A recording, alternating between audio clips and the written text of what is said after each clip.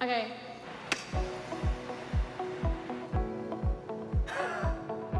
Just trying to like. So should I pretend like I'm talking to my parents or just like...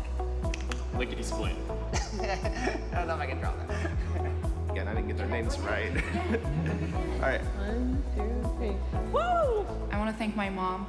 My mom. Thank you so much. Thank you, thank you, thank you. Mom, Dad. My dad. My mom, of course. My mom, my dad, my dad's girlfriend, Mom, Dad, I wouldn't be here without you. my sister Janine, My 9 aunts. Huge shout out to my dad. Susie, Bobby, Hunter. Grandpapa Red, Uncle Jeremy, Uncle Jay. To Lubna Al-Ansari for being my role model. My family is my biggest support system. They were willing to make so many sacrifices for me to be here. Thank you so much. For all of your support and all of your encouragement. For sending me to Boston and helping me in my career. Supporting me when everyone was against me going to film school. None of this and nothing I'll ever do is possible without you guys. Those 4 years has really been an amazing experience. If it wasn't for the parents, none of us would be graduating today. Without you guys, I could not do anything. Anything at all that I've accomplished. It would have been impossible to even think about studying in the US. Grades didn't get me through school. Friends and family got me through school. They're always pushing me out of my comfort zone and aiming higher and higher and higher. The way that you guys just believe in me, I know I can do anything with you behind me. As I travel along this path, I know that I'll still have you guys with me. Thanks and I love you.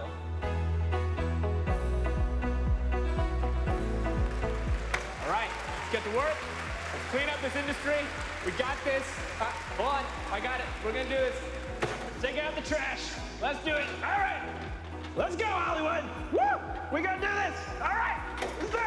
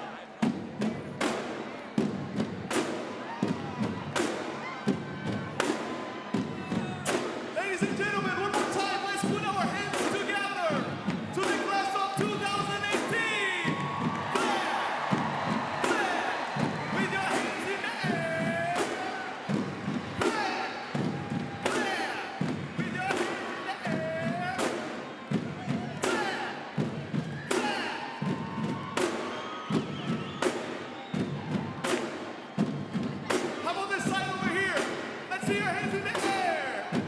Clap. Let's help congratulate them. Hey. Oh. Hey. Oh. Hey. Oh. This is the moment they worked so hard for. Let's bring this energy up. Clap. Clap. Congratulations. Here we go. Clap. Clap.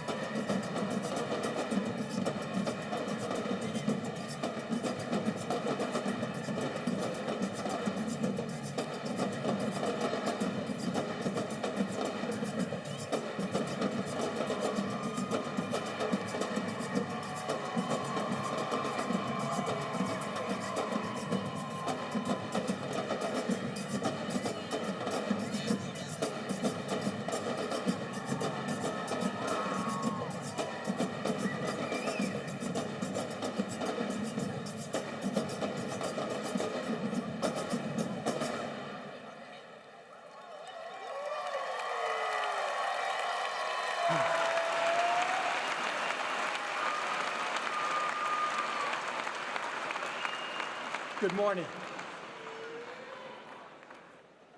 Hello, I'm Jeff Greenhawt, and I'm chairman of the Board of Trustees of Emerson College. And it's my honor to convene our 2018 undergraduate commencement exercise.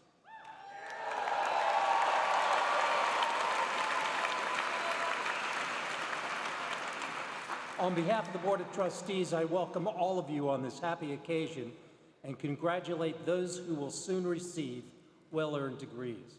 Class of 2018, please give yourselves a round of applause.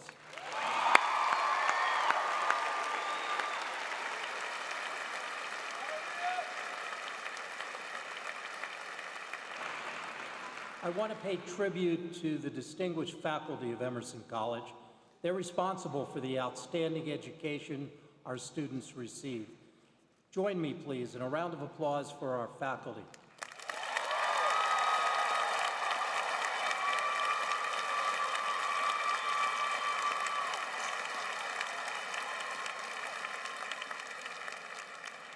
Let's also give your parents, families, loved ones, and friends a round of applause.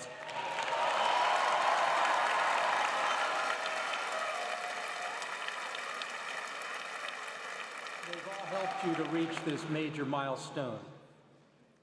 And now we'll begin with the invocation. Please remain standing.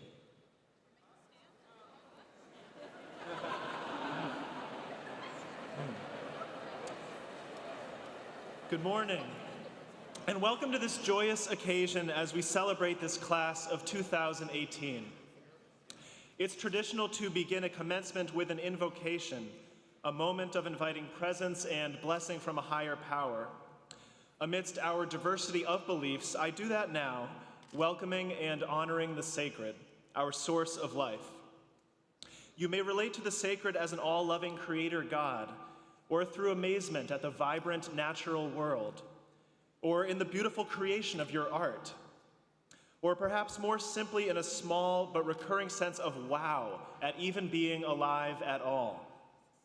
I welcome and honor our respective relationships with the sacred, and I offer gratitude for whatever makes you feel wonder, whatever brings you out of the smallness of your own world and out into the larger mystery.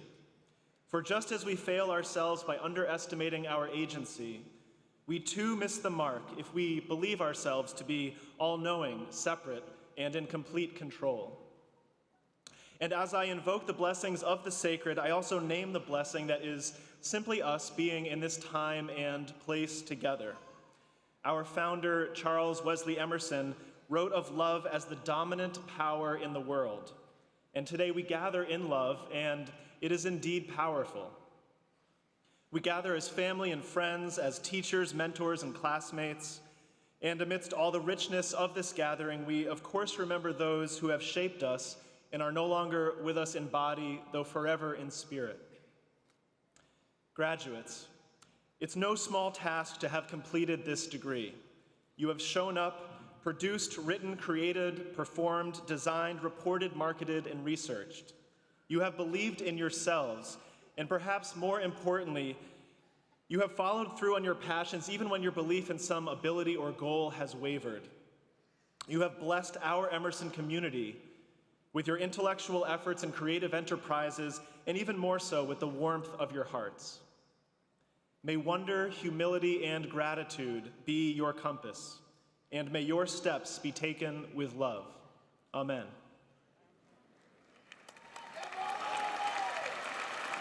Please be seated.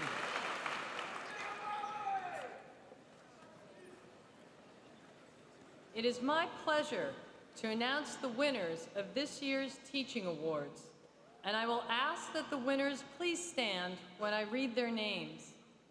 The Alumni Award for Teaching Innovation goes to Michael Brown, Assistant Professor in Journalism, for engaging students in active learning in and out of the classroom and for fostering a stimulating and creative environment. Thank you, Michael. The Alan L. Stanzler Award for Excellence in Teaching goes to Israel Ada Brill-Cass, affiliated faculty in Communication Studies, for being an outstanding teacher. The Helene and Stanley Miller Award for outstanding teaching goes to Timothy Joswick, Associate Professor in Performing Arts, for showing remarkable dedication and creativity and for encouraging students to master their fields of study. Congratulations to all three of you.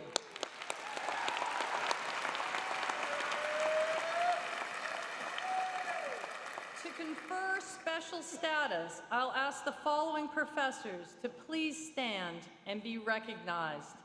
Mary Harkins, Department of Performing Arts. Timothy Joswick, Department of Performing Arts. Manny Carrasco's, Department of Journalism. Doug Wynot, Department of Writing, Literature, and Publishing. Faculty are the heart of the Academy here at Emerson, and in Professors Harkins, Joswick, Carrascos, and Wynot, we have 4 towering presences. Their intellectual and creative energy have contributed immeasurably to our campus culture and to the larger academic and creative communities to which they and we belong. The expert knowledge, the pedagogical skill, the deep compassion, and the unwavering dedication that they have brought to their work with their students and their colleagues stand as models for what a life of experience and excellence looks like in the Academy. This morning is my privilege to share with you that on the occasion of the retirement of these distinguished faculty members, the college's Board of Trustees has voted to confer on them the status of Professor Emeritus.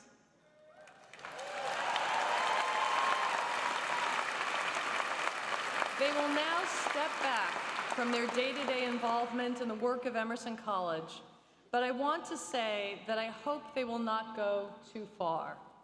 We will continue to need your wisdom and counsel, even as we will also continue to want your good company and fine conversation.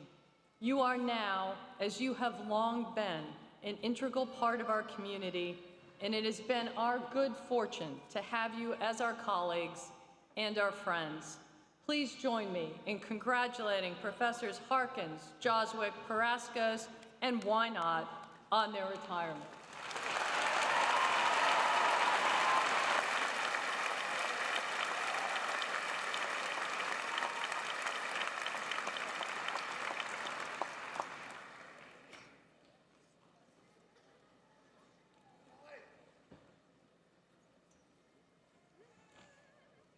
Mr. President,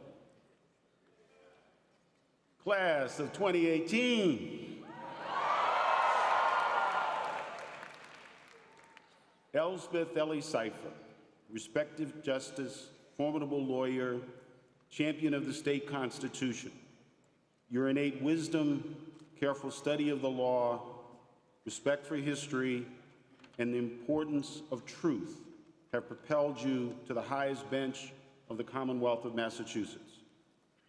In 2017, Governor Charlie Baker nominated you to be an Associate Justice of the Supreme Judicial Court of Massachusetts, and you were confirmed unanimously by the members of the Governor's Council, one of whom described you as exceptional, awesome, brilliant, kind, and fair.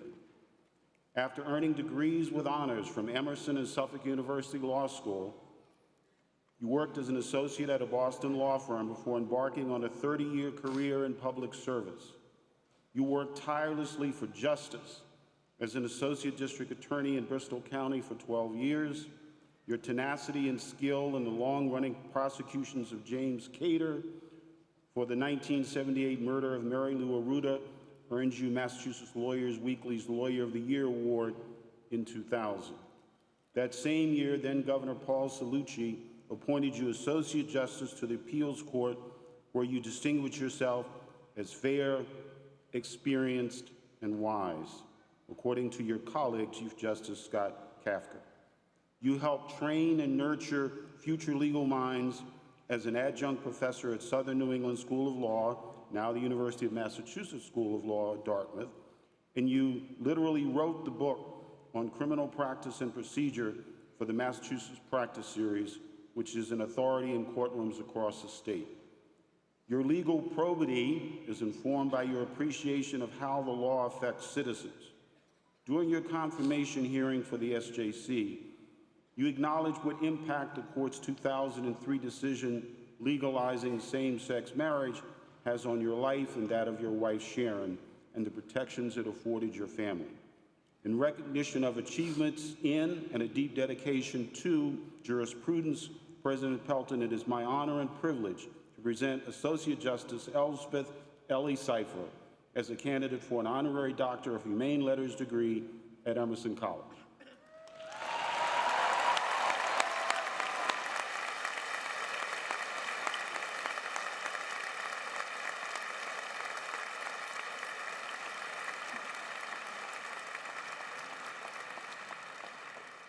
Elspeth Cypher, by virtue of the power vested in me by the Commonwealth of Massachusetts and the Board of Trustees of Emerson College, hereby confer upon you the honorary degree of Doctor of Humane Letters, which you have so justly earned, with all the rights, privileges, responsibilities pertaining thereto, and welcome you warmly again to the distinguished company of Emerson alumni.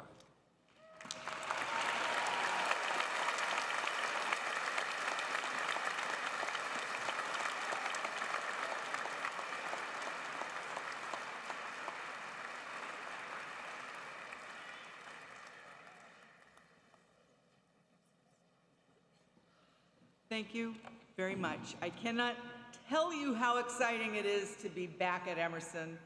And I want to thank President Pelton, the Board of Trustees, the faculty, the staff, the students, family, and friends, and of course, Professor Mike Brown, without whom I wouldn't be standing here today. And also, Happy Mother's Day. No.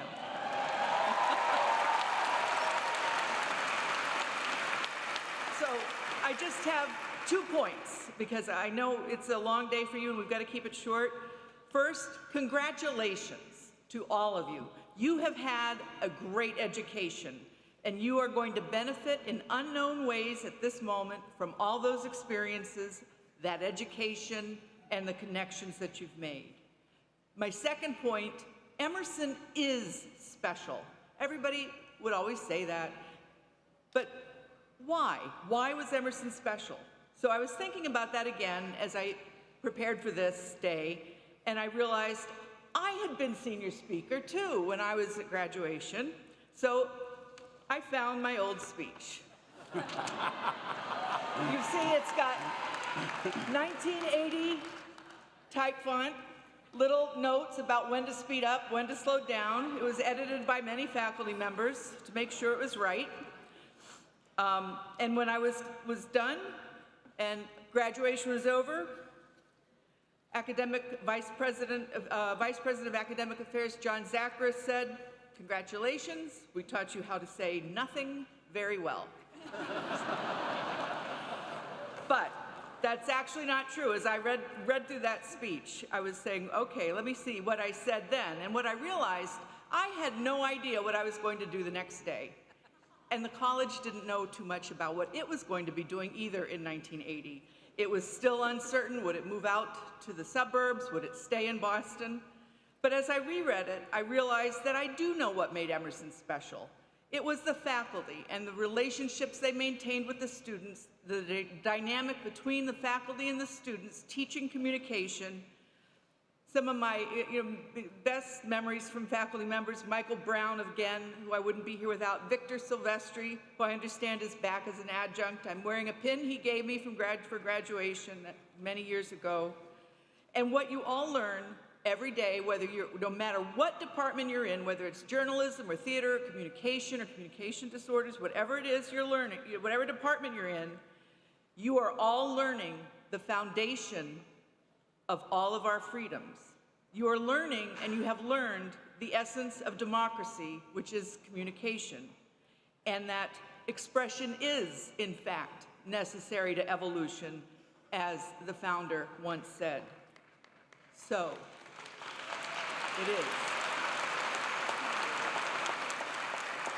Your job is to go forth, express, evolve, make change, and make the world better. Thank you very much. I'm very honored to have this degree. Thank you.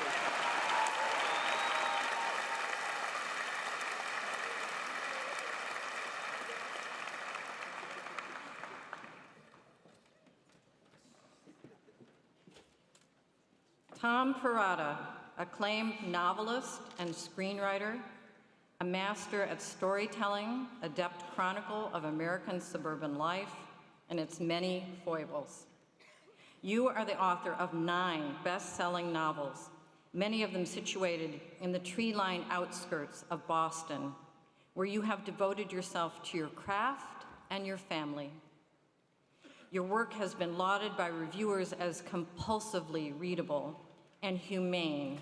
It has been called spot-on satire, suffused with heart and soul. In the words of the Los Angeles Times, your writing explores the way ordinary people try to make sense of their unruly desires. 2 of your books, Election and Little Children, were made into Oscar-nominated films. Election tells the story of an overachieving high schooler, Tracy Flick, and her star-crossed campaign to run for class president. It was later adapted into a film starring Reese Witherspoon and Matthew Broderick. Little Children, about a stay-at-home mom who has an affair with a stay-at-home dad, was made into a film starring Kate Winslet. You successfully took to screenwriting for television, transforming your novel, The Leftovers, into a Peabody Award-winning HBO series. As executive producer and writer, the show was deemed one of the best TV shows ever by Vox.com. Your latest work, Mrs. Fletcher, tells the story of a midlife divorcee trying to adjust to life after her nest becomes empty. National Public Radio called it stunning and audacious. You have been deemed an American Chekhov by the New York Times Book Review. Regarding the art form of the novel, you have said, it remains the single best and most flexible form for examining the individual in a social context and for exploring the inner lives of human beings. In recognition of achievements in literature and the arts, President Pelton, it is my honor to present Tom Perrotta as a candidate for an Honorary Doctor of Humane Letters at Emerson College.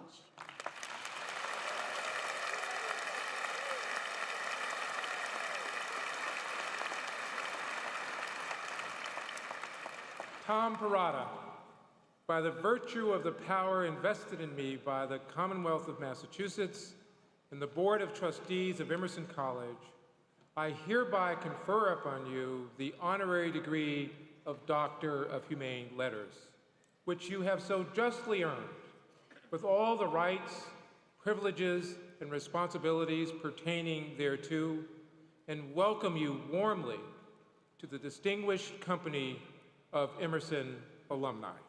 Congratulations.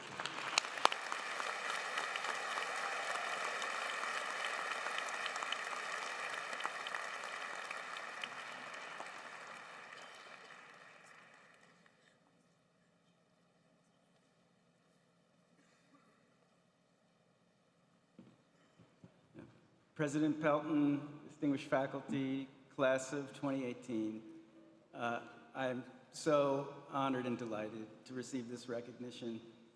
And it means even more to me that it comes from Emerson College, a place that shares my commitment to free expression and believes as I do in the power of storytelling to make us more fully human and even sometimes change the world for the better. Thanks so much for letting me share your big day with you. Thanks.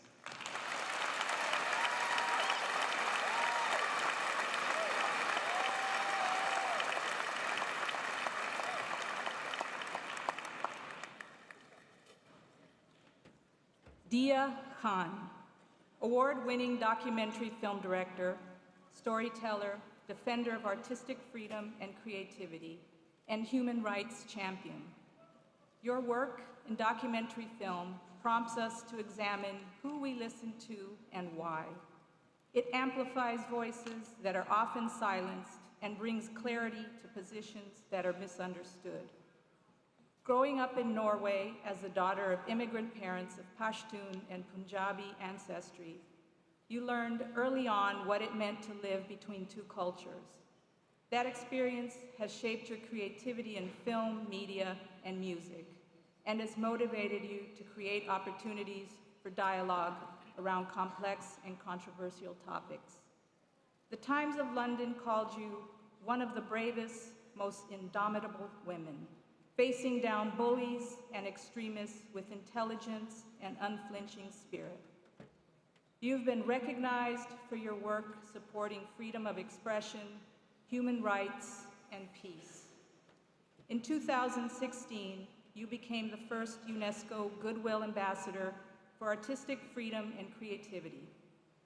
You received Emmy and Peabody Awards for your 2012 documentary, Banaz, A Love Story, which chronicles the life of a young British Kurdish woman murdered in a so-called honor killing.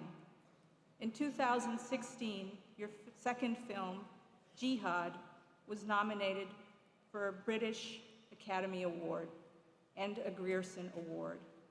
Your most recent film, White Right, Meeting the Enemy, is also a nominee for a British Academy Television Award.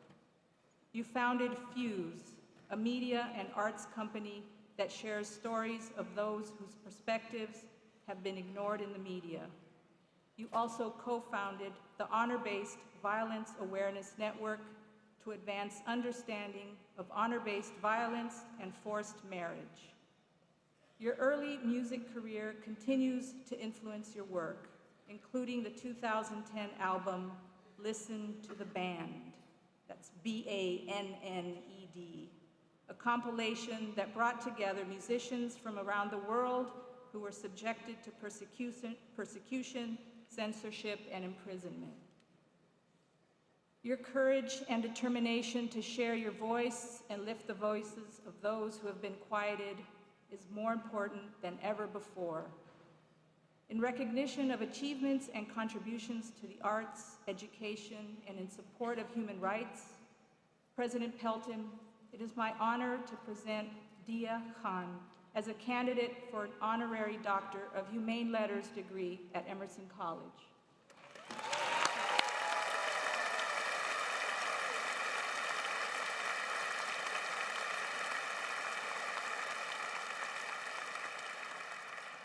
Deeyah Khan, by virtue of the power vested in me by the Commonwealth of Massachusetts and the Board of Trustees of Emerson College, hereby confer upon you the honorary degree of Doctor of Humane Letters, which you have so justly earned, with all the rights, privileges, and responsibilities pertaining thereto, and welcome you warmly to the distinguished company of Emerson Alumni. Congratulations.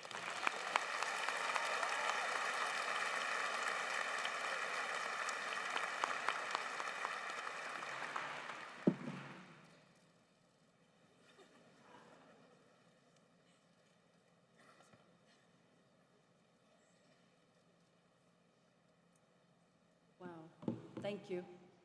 This is my first graduation, so this is quite special for me.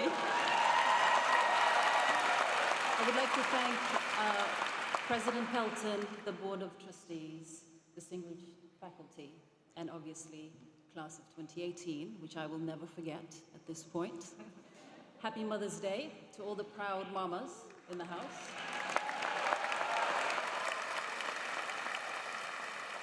Coming from outside America, it is my humble opinion that America does not need to be made great again.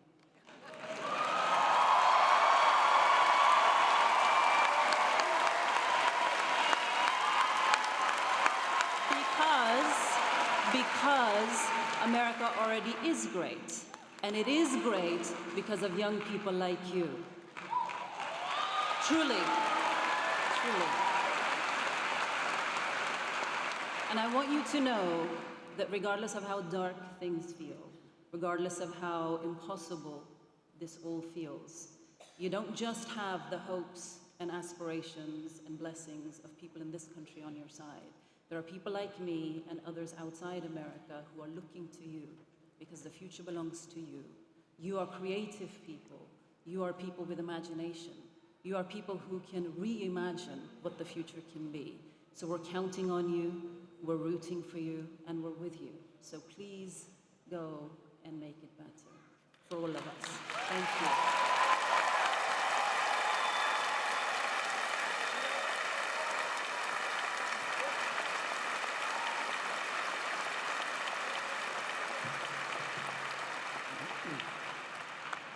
Billy Collins, two-term Poet Laureate of the United States, distinguished professor of English and celebrated author. Called America's favorite poet by the Wall Street Journal, you have reached an unprecedented level of fame in the world of contemporary poetry. You are the author of 12 collections of poetry, including 2 New York Times bestsellers, The Rain in Portugal and Aimless Love. You are also the editor of Poetry 180, a turning back to poetry, and 180 more, extraordinary poems for every day. Fellow poets have long sung your praises. The late Philip Levine called you our most delightful poet, someone who handles his lines with superb grace and an unerring ear. Alice Fulton, meanwhile, put it another way. You put the fun back in profundity. You hold a BA from the College of the Holy Cross and an MA and PhD from the University of California, Riverside. You have received fellowships from the National Endowment of the Arts, the Guggenheim Foundation, and the New York Foundation for the Arts, and have taught at Columbia University, Sarah Lawrence, Lehman College, City University of New York, and the State University of New York, Stony Brook. In 2016, you were inducted into the American Academy of Arts and Letters. In 2002, as Poet Laureate, you were asked to write a poem commemorating the first anniversary of September 11. You read the poem, The Names, in front of a joint session of Congress. You are one of poetry's greatest advocates, steadfast in your dedication to making poetry more accessible to more people. Your poetry is witty and deceptively simple, and it challenges us to re-examine ourselves and our ideas. Recently, you said, poetry wants to take us inward and downward into the stuff that makes up our sense of who we think we are, even if it may lead to a revelation of how wrong we've been on that matter. In recognition of these many contributions and achievements, President Pelton, it is my honor to present Billy Collins as a candidate for an honorary Doctor of Humane Letters degree at Emerson College.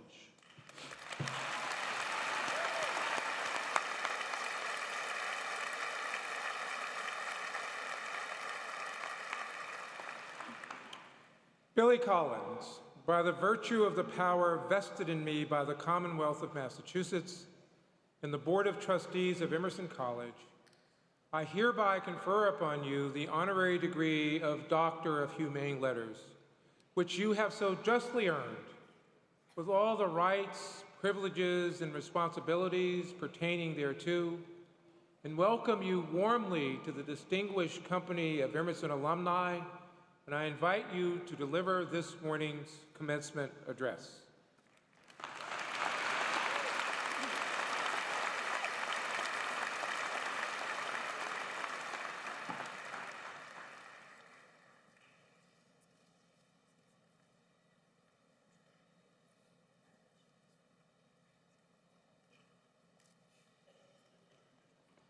Good morning. President Pelton, deans, faculty, Board of Trustees, staff, relatives and friends, and most of all, this exceptionally talented and extremely sharp-looking Emerson College class of 2018, the one and only. What a great day this is, and what an honor to address you and to receive a doctorate without having to crack a book or go to class. This is the kind of school I can relate to. I'm going to talk for 16 minutes.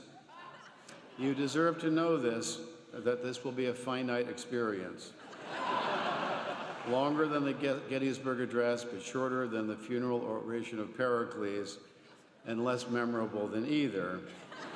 But that's okay, because one of the absolute laws governing human behavior is that no one remembers their commencement address.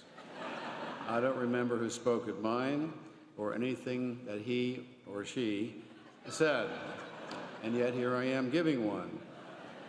The only truly memorable piece of graduation advice I know came at a college graduation where the commencement speaker very seriously took off his glasses and said, "You know, life in the real world is not like college. It's like high school." And I think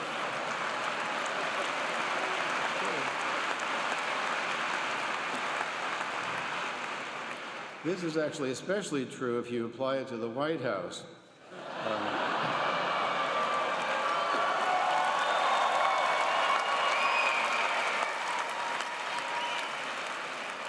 That's if the White House can still be considered a part of the real world.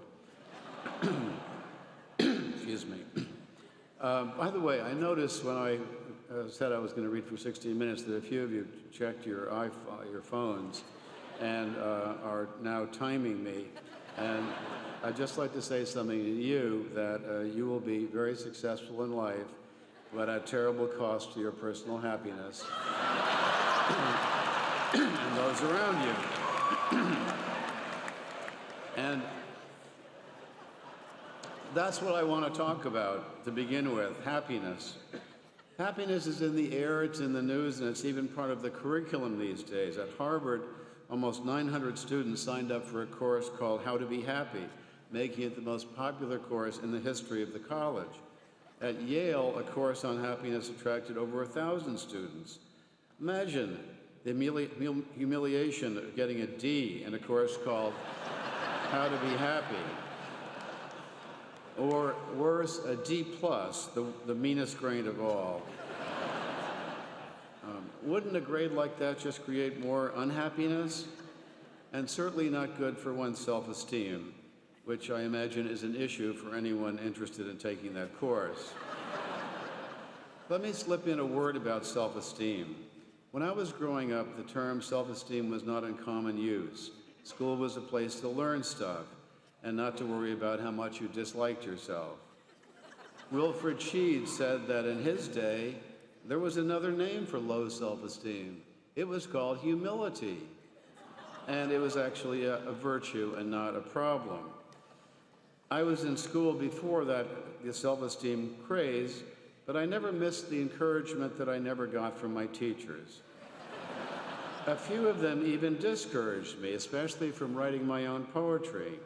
I would be better off reading Gerard Manley Hopkins than sharing my adolescent misery with the world, so I was told in my college days. But that was fine with me, because it so happens that my appetite for revenge is much greater than my need for approval.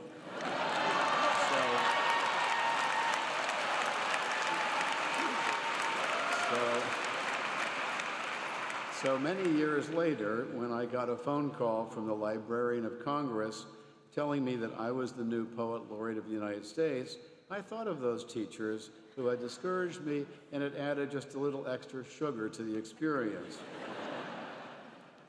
So happiness has attracted academic attention, but research into actually being happy remains in the twig-gathering stage. Nothing much new has been added to Aristotle's thoughts on the subject. And remember, as Americans, we are not granted happiness, only the right to pursue it. And I'm guessing that among the least happy people in the world are those who spend their lives in hot pursuit of happiness. One thing we know about happiness is that it is subjective. One person's happiness is another person's boredom or even spitefulness. Gore Vidal said that in order for him to be happy, it was not enough that he succeed, his friends must fail. But is happiness even a worthwhile goal? Isn't great art made out of suffering? Did you ever see a picture of Vincent van Gogh smiling? Why are there so many books on writers in alcohol, writers in suicide? Doesn't everyone love a misunderstood genius? But here's one more thing about happiness. Happiness does not lie in the achievement of a goal. Winning prizes and attaining success, financial or otherwise, may bring momentary glee, but lasting happiness is connected to what you do in life. Happiness is found in the work you do now, not in any reward that comes later. Take your eyes off the prize. Keep your head down and focus on your work, whatever you choose to do in the world. No writer who wrote solely for a Pulitzer Prize will ever get one. The prize is not the goal, the work is the prize. Like that advice to writers, revision is not cleaning up after the party, revision is the party. There used to be a poetry competition in Barcelona that put the role of prizes into perspective. Every year, 3 prizes were offered. Third place was a rose made of pure silver. Second place was a rose made of gold. And first place was a rose, a red one, a real one. One of Mary Oliver's poems ends with this question, which seems almost designed for graduating seniors. Tell me, what is it that you plan to do with your one wild and precious life? Choosing a path in life is probably on some of your minds right now, but remember, sometimes if you're lucky, the work chooses you. I chose teaching English as a career, but writing poetry chose me. When the Irish poet Patrick Kavanagh was asked how he became a writer, he said, I began fooling around with words, and at some point it became my life. And when asked the same question, John Updike said, becoming a writer was like being swallowed by a hobby. And these 3 lines of Robert Frost offer a metaphor for a pastime that becomes a life's work. My object in living is to unite my avocation and my vocation as my 2 eyes make one sight. Looking back, I suppose my big reward was being appointed poet laureate. There's no greater honor for a poet in America. Suddenly you're the lead dog. All doubts about whether you are not a poet are vanished, and your self-esteem spikes. And I think the greatest, most gratifying moment I had as a poet laureate was visiting a high school in Los Angeles. And it was right around the time of the invasion of Iraq. The country was in a very nervous state, not as nervous as it is now, but relatively nervous. In fact, I never thought I'd feel nostalgia over President Bush. But the boy, this young boy came up to me, he looked about 15 or 16 years old, and he said, you're the poet laureate, right? I said, yeah. He said, so I have a question. How many people would have to die before you became president? So I assured him that I was not in the line of succession, and he started to walk away, and I said, well, wait a minute, let's work on this. And I said, probably about 250 or so, but he didn't seem pleased with that answer. But I was flattered that he thought that I was presidential material. I never did really seek the office of poet laureate, even dreamed about it. It seemed too official. It sounded like a job. And one of the reasons I love writing poems is that it was not a job. No one was waiting for my next poem. I wrote at my own pace. The British poet laureate might have to write occasional poems, but the American laureate only has to write occasionally. It was Max Beerbohm who said that the most difficult part of being a poet was figuring out what to do with the remaining 23 and a half hours of the day.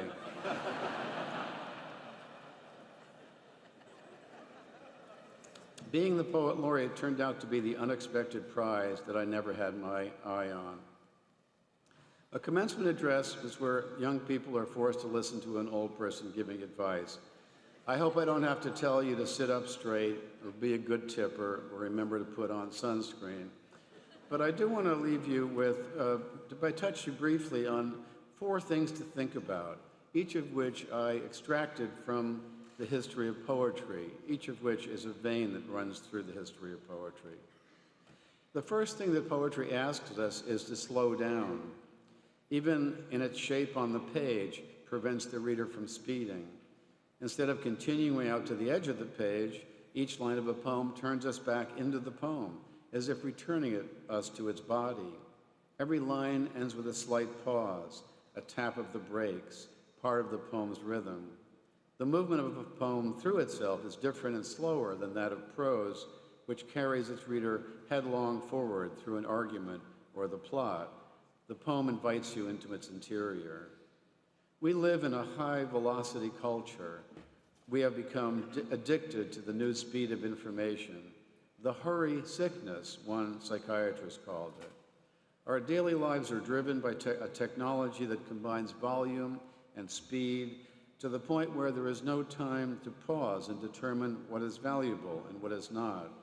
As one observer put it, we are not being subjected to a flood of information. We are being subjected to a flood of insignificance. Facebook. He didn't say Facebook, I added that. Of course, it's easier to slow down if you're alone. And these days, because of interconnectivity, being alone can take some effort. Isn't that how poets typically sound when they speak, as if they're alone? That's because they are alone when they write. Plus, most poems take us from the outside world to the inner realm of our subjectivity.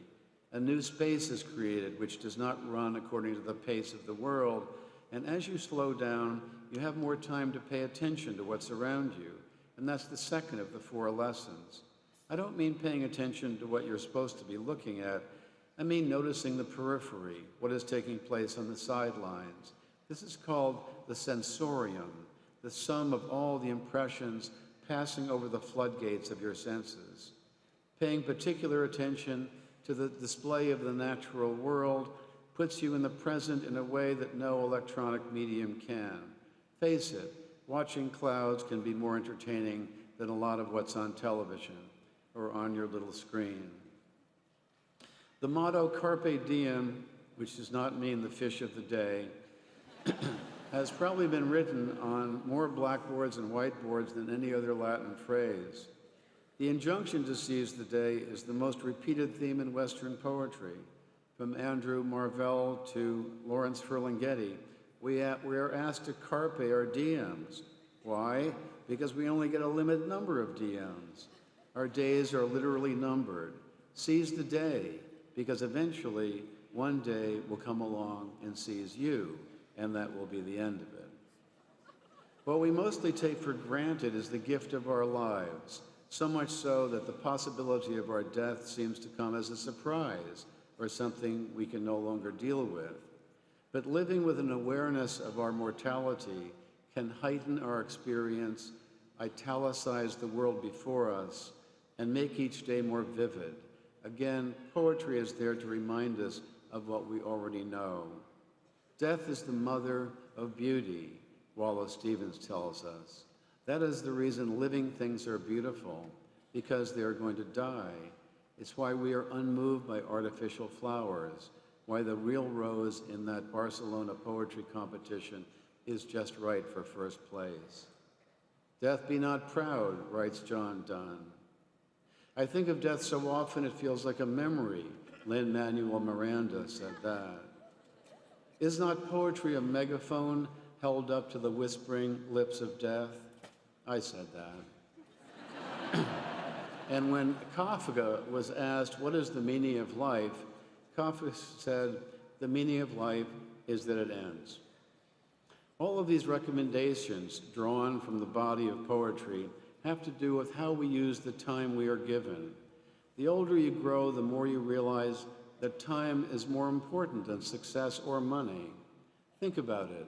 If you run out of money, you're broke. But if you run out of time, you're dead. Finally, along with the habits, excuse me, of slowing down, paying attention, and living with death, can only come feelings of gratitude and kindness. Of each other we should be kind while there is still time, Philip Larkin. And Wordsworth hopes that our days will be linked by little nameless, unremembered acts of kindness and of love. Little unremembered, nameless acts of kindness and of love. Be grateful for this fundamental fact that you are here, you are you, walking the earth, living and breathing, and graduating, in fact, from a great college. And be mindful that your existence was not guaranteed. Maybe your father liked the way your mother spoke, maybe the way she fixed her hair. Oh, what a little moonlight can do. And maybe your mother liked the way your father kept his money in a money clip and not one of those Velcro jobs that make such a racket when you open them. Maybe they both loved Hemingway or Miles Davis, and as a result, you are here, graduating from college. What are the odds? Be grateful. As my mother would say whenever I whined as a child, go to your room and thank God for your eyesight. Speaking of mothers, today is Mother's Day, and what person deserves greater share of our gratitude? I'm going to end with a poem about my mother. You didn't think you were going to get away without hearing a poem. But before that, one last thing. I have intentionally not made a lot of room in my talk for the political climate in this country. Ultimately, I don't think that that's where we live. I wanted to dwell on things that are more lasting, things that will still be true, whatever the future. But I have this to say: vote. Vote, vote, vote.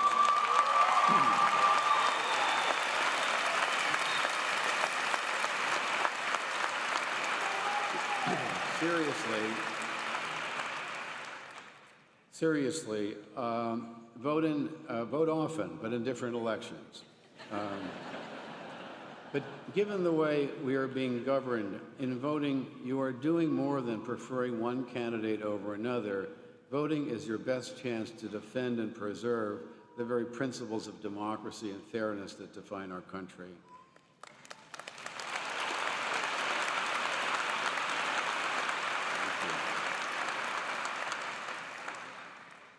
I wish you all the luck in the world. Love does have a big part of what happens to us. And so I want to end with this poem, which is about a recollection of my mother, and it's called The Lanyard. The other day, as I was ricocheting slowly off the pale blue walls of this room, bouncing from typewriter to piano, from bookshelf to an envelope lying on the floor, I found myself in the L section of the dictionary, where my eyes fell upon the word lanyard. No cookie nibbled by a French novelist could send one more suddenly into the past, a past where I sat at a workbench at a camp by a deep Adirondack lake, learning how to braid thin plastic strips into a lanyard, a gift from my mother. I had never seen anyone use a lanyard, or wear one if that's what you did with them, but that did not keep me from crossing strand over strand again and again until I had made a boxy red and white lanyard for my mother. She gave me life and milk from her breasts, and I gave her a lanyard. She nursed me in many a sick room, lifted teaspoons of medicine to my lips, set cold face cloths on my forehead, and then led me out into the airy light and taught me to walk and swim, and I in turn presented her with a lanyard. Here are thousands of meals, she said, and here is clothing and a good education. And here is your lanyard, I replied, which I made with a little help from a counselor. Here is a breathing body and a beating heart, strong legs and bones and teeth, and 2 clear eyes to read the world, she whispered. And here I said, is the lanyard I made at camp. And here I wish to say to her now is a smaller gift, not the archaic truth that you can never repay your mother, but the rueful admission that when she took the 2-tone lanyard from my hands, I was as sure as a boy could be that this useless, worthless thing I wove out of boredom would be enough to make us even. Good luck to you. Thank you. Congratulations.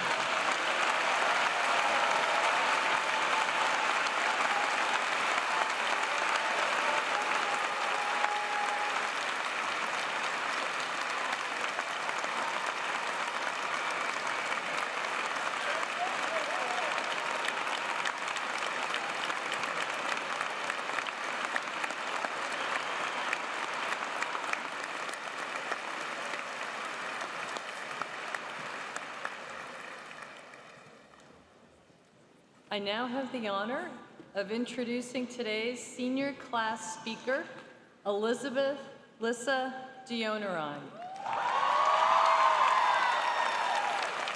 Originally from Omaha, Nebraska, Lissa is a media arts production major with a concentration in documentary and producing and a global and post-colonial studies minor. Her work centers around family, identity, culture, and post-colonialism, themes that are influenced by her experiences as a multiracial woman and by her Guyanese heritage. For the last 2 years, Lissa has served as president of the student group Flawless Brown, an artist collective for women of color. She is also one of the organizers of At This Is Emerson protest this last fall.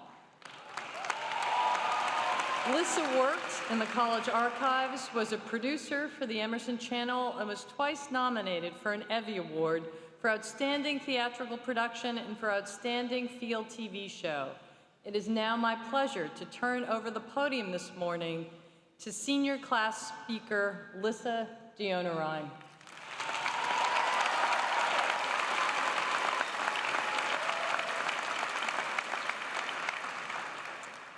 Welcome, President Pelton, Board of Trustees, faculty, staff, honored guests, family, friends, and the members of the class of 2018. Happy Mother's Day to every single mother and mother figure, including my own incredible mom, Nina, who traveled all the way from Colorado, and she is the most driven, strongest, most supportive and caring woman I could ever ask for.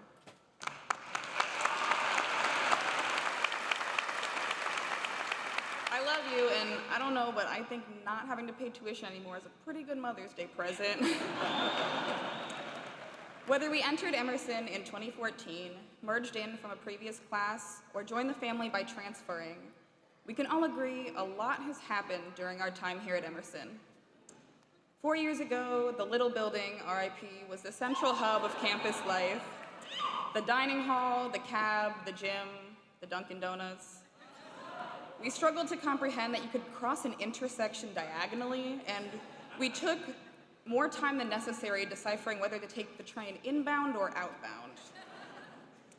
Now we join the ranks of countless generations of Emerson alumni, all of whom can be identified by which buildings they lived in that no longer exist. We confidently strut from corner to corner of Boylston and Tremont, and we spend more time on the T than we do in our own homes. 4 years ago, many of us took to the streets crying Black Lives Matter after Ferguson. Now we also march for our lives and let everyone know that time's up.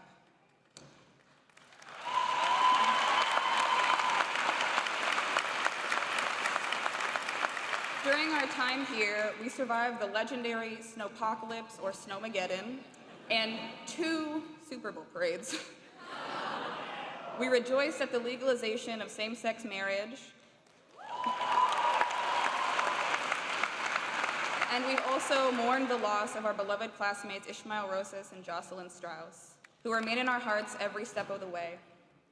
I would like now to take a moment of silence in their memory and also in memory of Mike Brown, all of whom would have been class of 2018.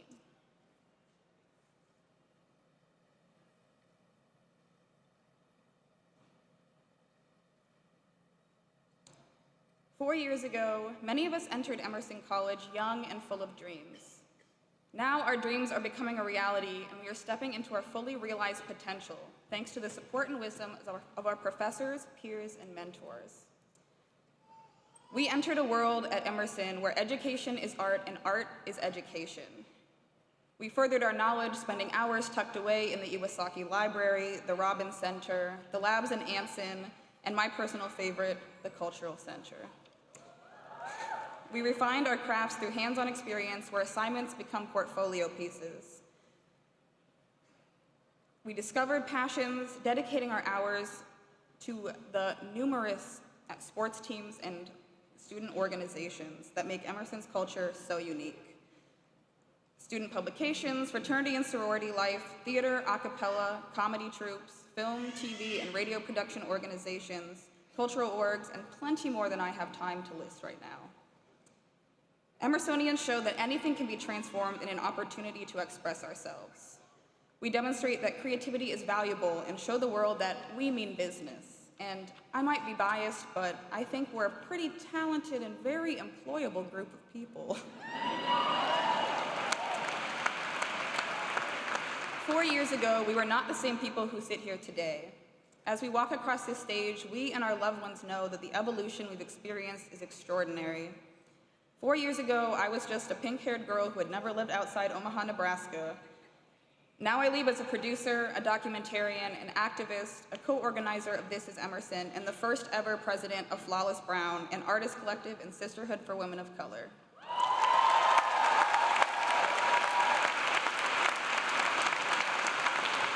And I still have pink hair, so. I challenge you to think about yourself. Reflect on who you were when you entered this school, the person you've become, and what impact you want to leave on this world. Whether it's to uplift the voices of the marginalized and underrepresented, to move people with your performances, to keep communities informed, to connect others, build bridges, and open doors. Ask yourself what kind of legacy you want to leave. We live in a world that is constantly changing. This change is not just happening around us. We are the ones who are making that change. Extending the time for the intersection crosswalk, fighting for gender-inclusive bathrooms, organizing buses to DC for the Women's March, speaking out against sexual assault, and protesting for cultural competency. These are all things we've accomplished during our time here at Emerson. We've secured internships at some of the top companies, not just in our fields, but in the country. Some of us have even gone viral. If we can do all of this while balancing classes, jobs, personal lives, creative projects, just imagine what you'll see from us in the future. Shonda Rhimes once said, "Dreams are lovely, but they are just dreams. Fleeting, ephemeral, pretty. But dreams do not make things happen. It's hard work that creates change." Class of 2018, our hard work is not over. We fought to make Emerson a better place, and Emerson still has some major changes to make. Not all of the This Is Emerson's demands have been achieved. Students are still facing discrimination, and students even had to work by themselves to ensure that the bus to commencement today was accessible. But now we leave this place, leave the changes to be continued to make by the upcoming generations, and we take this momentum and we take it out into the world at large, making it better not just for ourselves, but for everyone. We cannot stand idly by as injustices happen, just as we cannot stand by and let this energy and motivation we share dissipate. We have the power to use what we've learned and who we've become to make this place safer for everyone, regardless of religion, ability, race, gender, sexuality, or immigration status. We can make a meaningful impact on the world through our films, our writing, our performances, our articles, our campaigns, and our work to help those who struggle to speak for themselves. Some of us may not see our full potential yet, but I encourage you not to doubt yourselves. Don't hold yourself back from doing what you are truly passionate about. Don't worry what others are doing and what could have been. Focus on the now. Focus on the future. Focus on the change we can make if we believe in ourselves and put our ideas into action. What's stopping us now? Life after graduation will throw hurdles at us that we may think are too high to jump, but I know we can scale them. Just being here today, we've proved wrong those who have doubted us, those who told us we were not college material or who said we could not do it independently, those who told us that this was a little too far from home, or who told us that our majors were not lucrative or that they were too risky. Some people try to make you feel small, but when you are a true change agent, you take that challenge, push past, and grow taller. As we go forth, I know we will work hard to make meaningful, long-lasting change. We will immerse ourselves in things we love and say yes to new possibilities. We will use our power, knowledge, experiences, innovation, and art to make this world a better place. It's up to us to take this momentum past Emerson and out into the world. We are determined, resilient, compassionate, innovative, and powerful. We cannot let this energy get packed into a box and spread across the country and the world as we move after graduation. We are the change. We will face many challenges in life, but it's up to us to make it a difference through what we create and what we do. We have the power, and now we must choose how to use it. There are so many possibilities. Regardless of our major, we are the next change. A few weeks ago, I was fortunate enough to have the chance to meet Muneen Jackson Amos, one of the founders of Ebony, Emerson's Black Student Union, to celebrate the organization's 50th anniversary. So I leave you with her words of wisdom. You can't wait for people to get on board with change. You just have to go out there and get it done. Thank you, and congratulations to the class of 2018.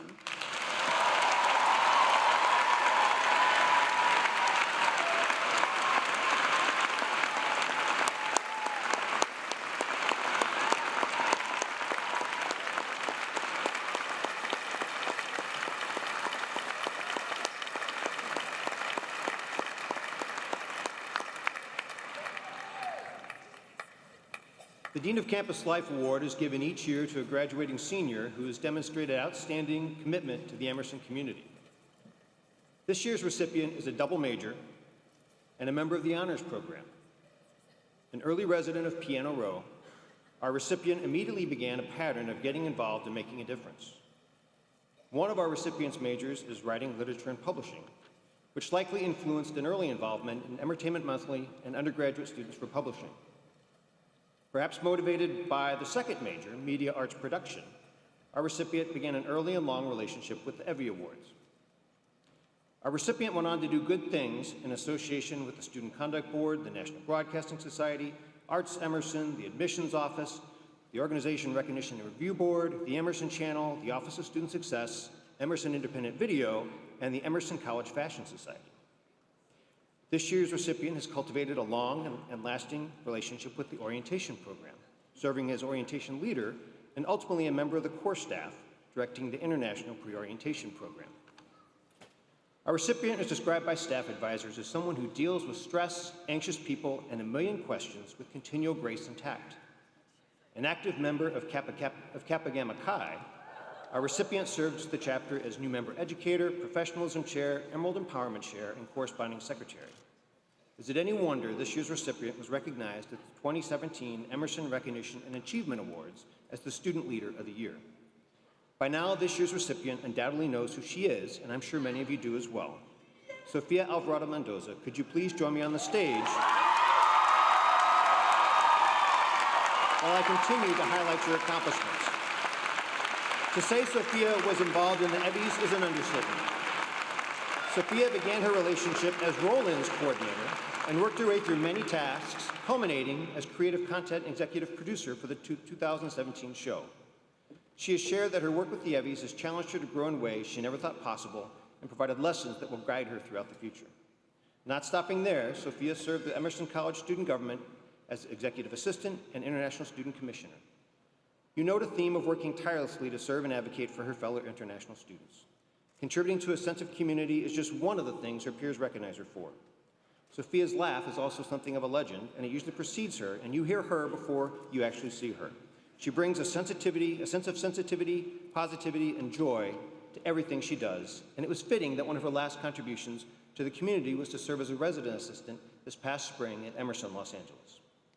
Sophia's accomplishments on campus have been recognized many times this year already, when she was inducted into Purple Key and received the 2018 Evie's Award of Distinction. She has made an impact on Emerson College and will undoubtedly continue to make the world a better place in the future. I'm confident that the kindness, spirit, and vitality that Sophia has shared with Emerson will continue to serve you and those around you. Sophia, for your passion, spirit, and undeterred commitment to making a difference in a seemingly endless list of organizations and activities, for your leadership and endless hours of work, I'm very proud to present you with the 2018 Dean's Award. Congratulations, Sophia.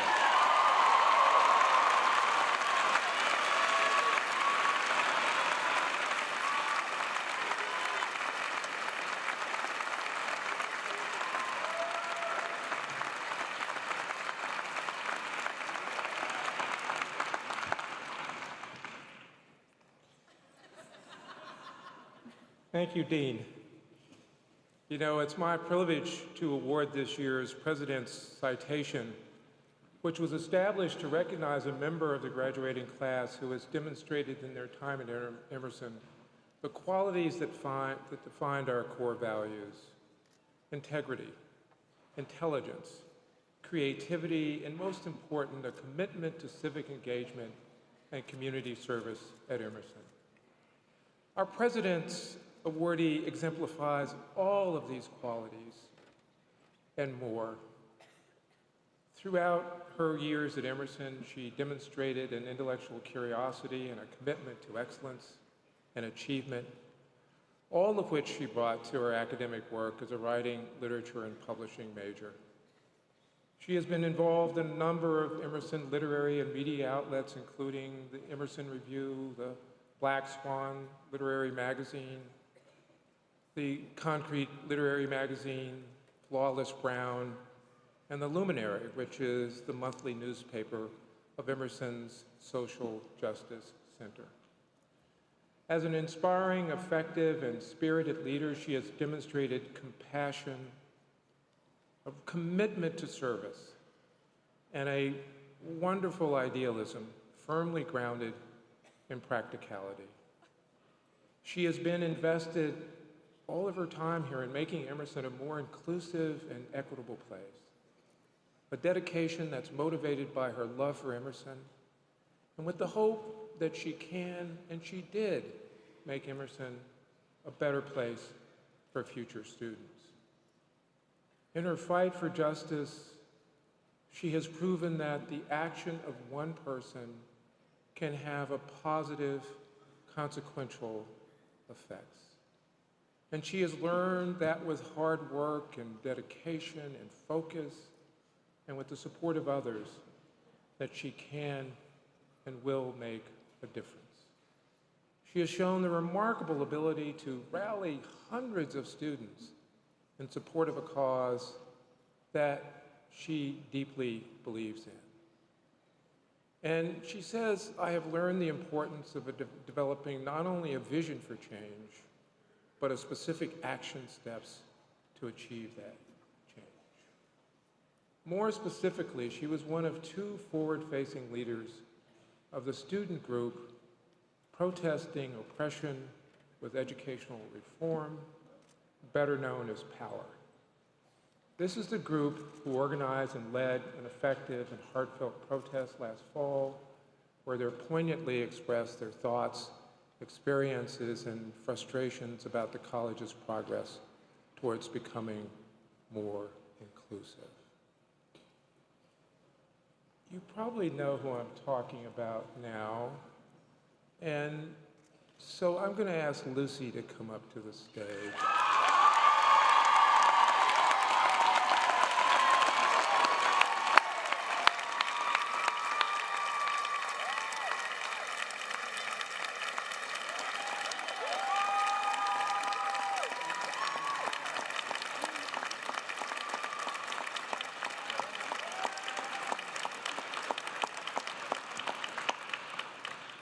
You know, she brings to life Emerson's highest commitments and values and lives out every day that commitment to the civic good that is so central to who we are and what we hope to be.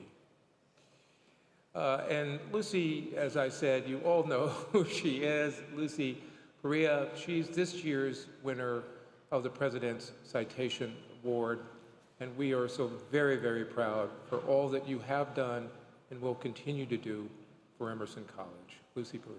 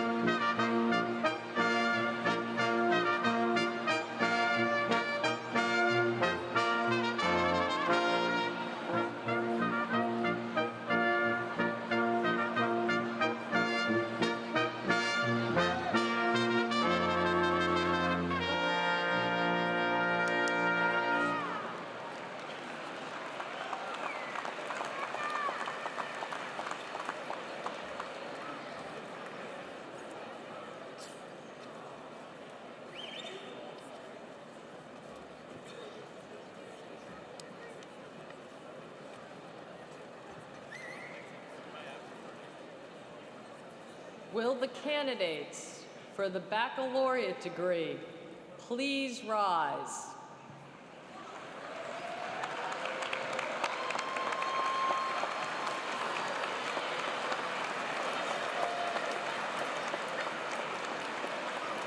President Pelton, on behalf of the faculty of Emerson College, I have the honor of presenting to you the candidates for the baccalaureate degrees of Bachelor of Arts, Bachelor of Science, and Bachelor of Fine Arts who have successfully completed all requirements.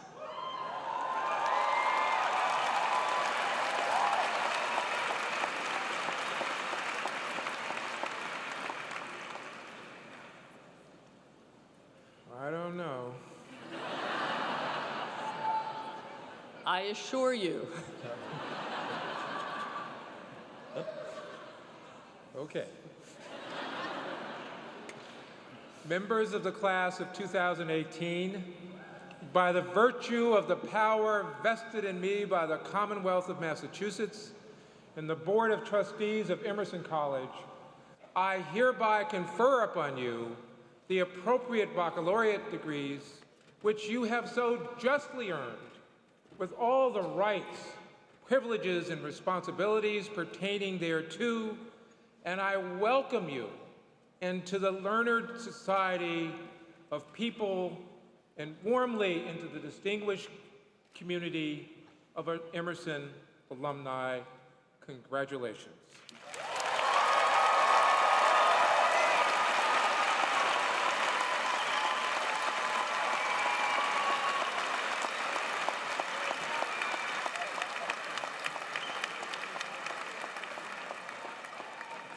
President Pelton, may I present the class of 2018 valedictorians. Shay Callie Flaherty, Rachel Hope Kenny. President Pelton, may I present the honors program bachelor's degree recipients from the School of the Arts, Department of Performing Arts. Madeline Egan Addis, Sydney Atkin, cum laude, Josephine Florence Cooper, summa cum laude,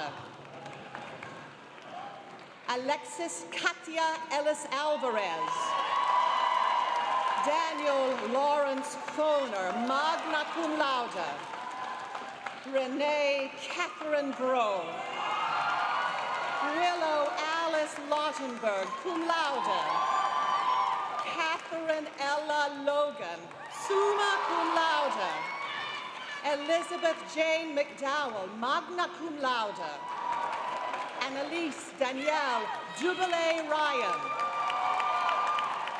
President Pelton, may I present the honors program bachelor's degree recipients from the School of the Arts, Department of Visual and Media Arts. Sofia Montserrat Alvarado Mendoza, magna cum laude. Eleanor Hannah Barnes, magna cum laude. Amelia Grace Brennan, magna cum laude. Jessie Butcher, magna cum laude. Maggie Caroline Cannon, summa cum laude. Stephen Michael Forda, summa cum laude. Hannah Amelia Gluckman, summa cum laude. Michael W. Kyanis Jr., cum laude. Ben Lee, summa cum laude. Shannon Jean McCarthy. Benjamin Richard Muller, magna cum laude. Gabriella Marie Mumma, cum laude. Iris Rebecca Rakin. Lorenzo W. Rossi, cum laude. Willa Forrest Lily Segar Reed. Emily Michelle Solomon. President Pelton, may I present the honors program bachelor's degree recipients from the School of the Arts, Department of Writing, Literature, and Publishing, Rachel Ann Cantor. Melissa Lynn Close, cum laude. Catherine Grace Hildebrandt, summa cum laude. Emily Ann Hillebrand, magna cum laude. Cassandra Raquel Martinez, cum laude. Lucy Ayla Pereira, cum laude. Alexandra Elizabeth Rich, magna cum laude. Olivia Murphy Woollett, summa cum laude. President Pelton, may I present the Honors Program Bachelor's Degree recipients from the Institute for Liberal Arts and Interdisciplinary Studies, Connor Patrick Biddle, Susanna Taylor Eidman Hicks. President Pelton, may I present the Honors Program Bachelor's Degree recipients from the School of Communication, Department of Communication Sciences and Disorders. Malik Markel Peacock, cum laude. President Pelton, may I present the Honors Program Bachelor's Degree recipients from the School of Communication, Department of Communication Studies. Paula Amanda Dobrzinski, cum laude. Anne Elizabeth Mikalski, summa cum laude. Lala Rudolph Thaddeus. Raul Thail. President Pelton, may I present the Honors Program Bachelor's Degree recipients from the School of Communication, Department of Marketing Communication. Kelsey Danielle Ayala, summa cum laude. Martha Cotillier Cote, summa cum laude. Marcella P. Lima, magna cum laude. President Pelton, may I present the Bachelor's Degree recipients from the School of the Arts, major in Comedic Arts.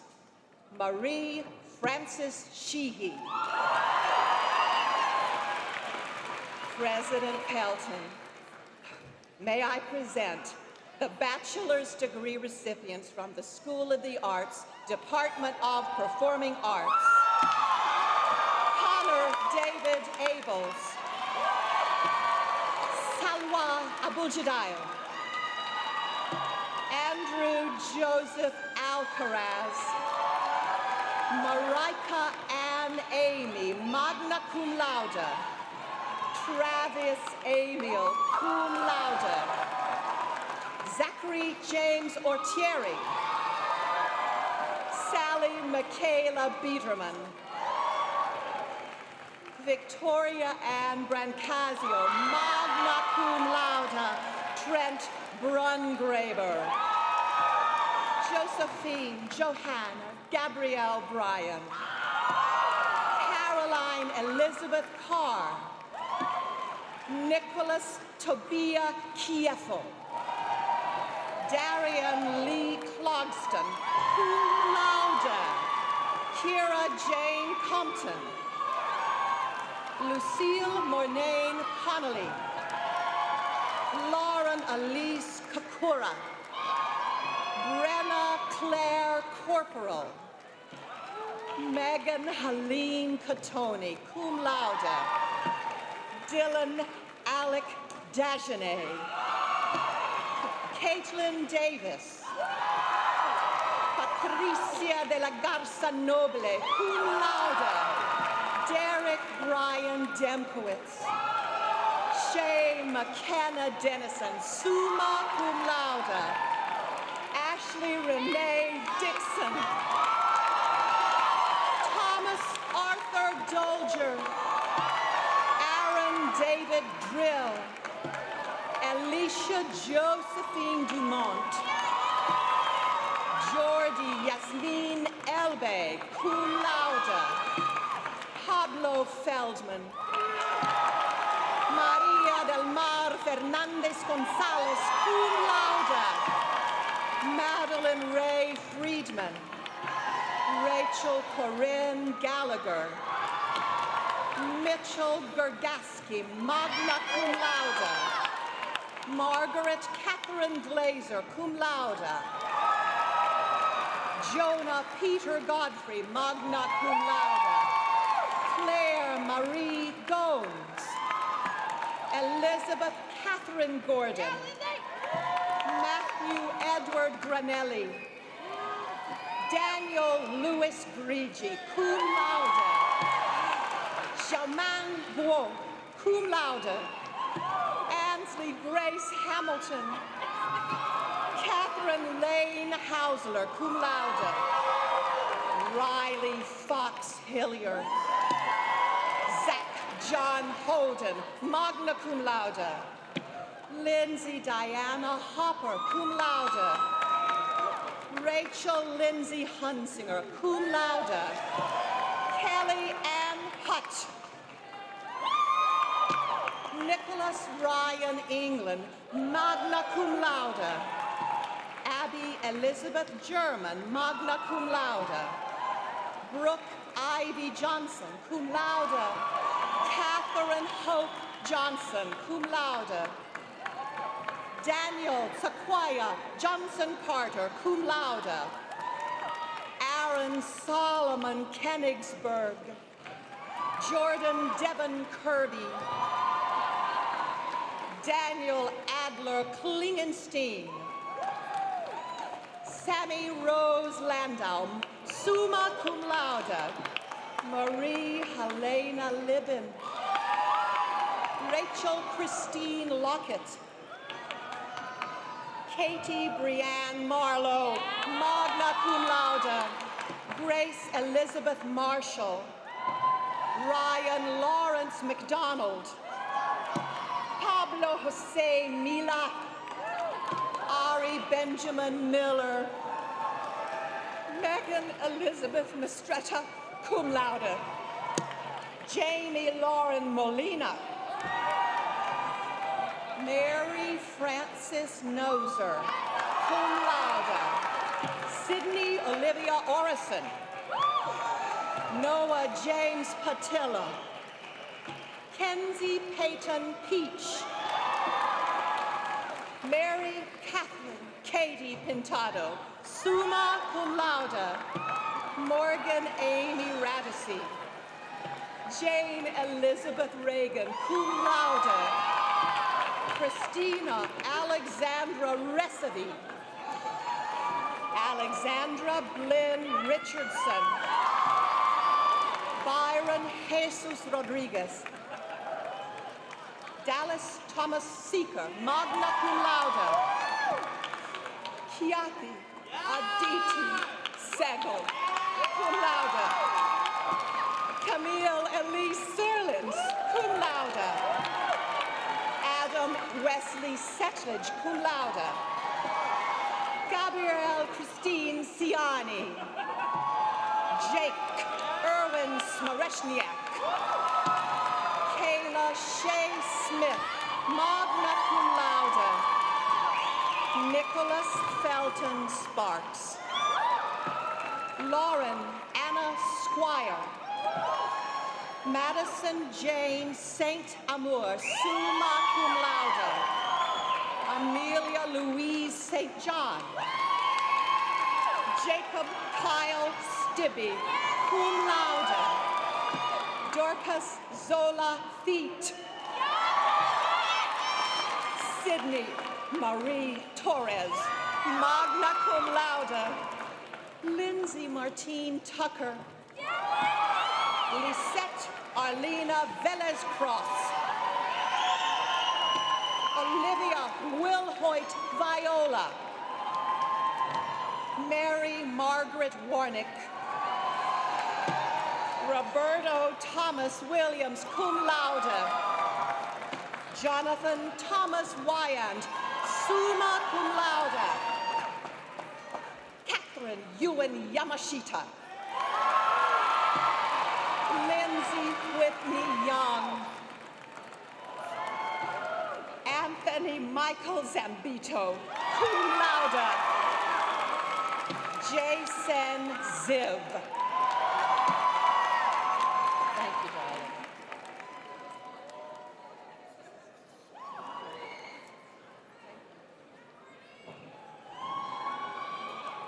President Pelton.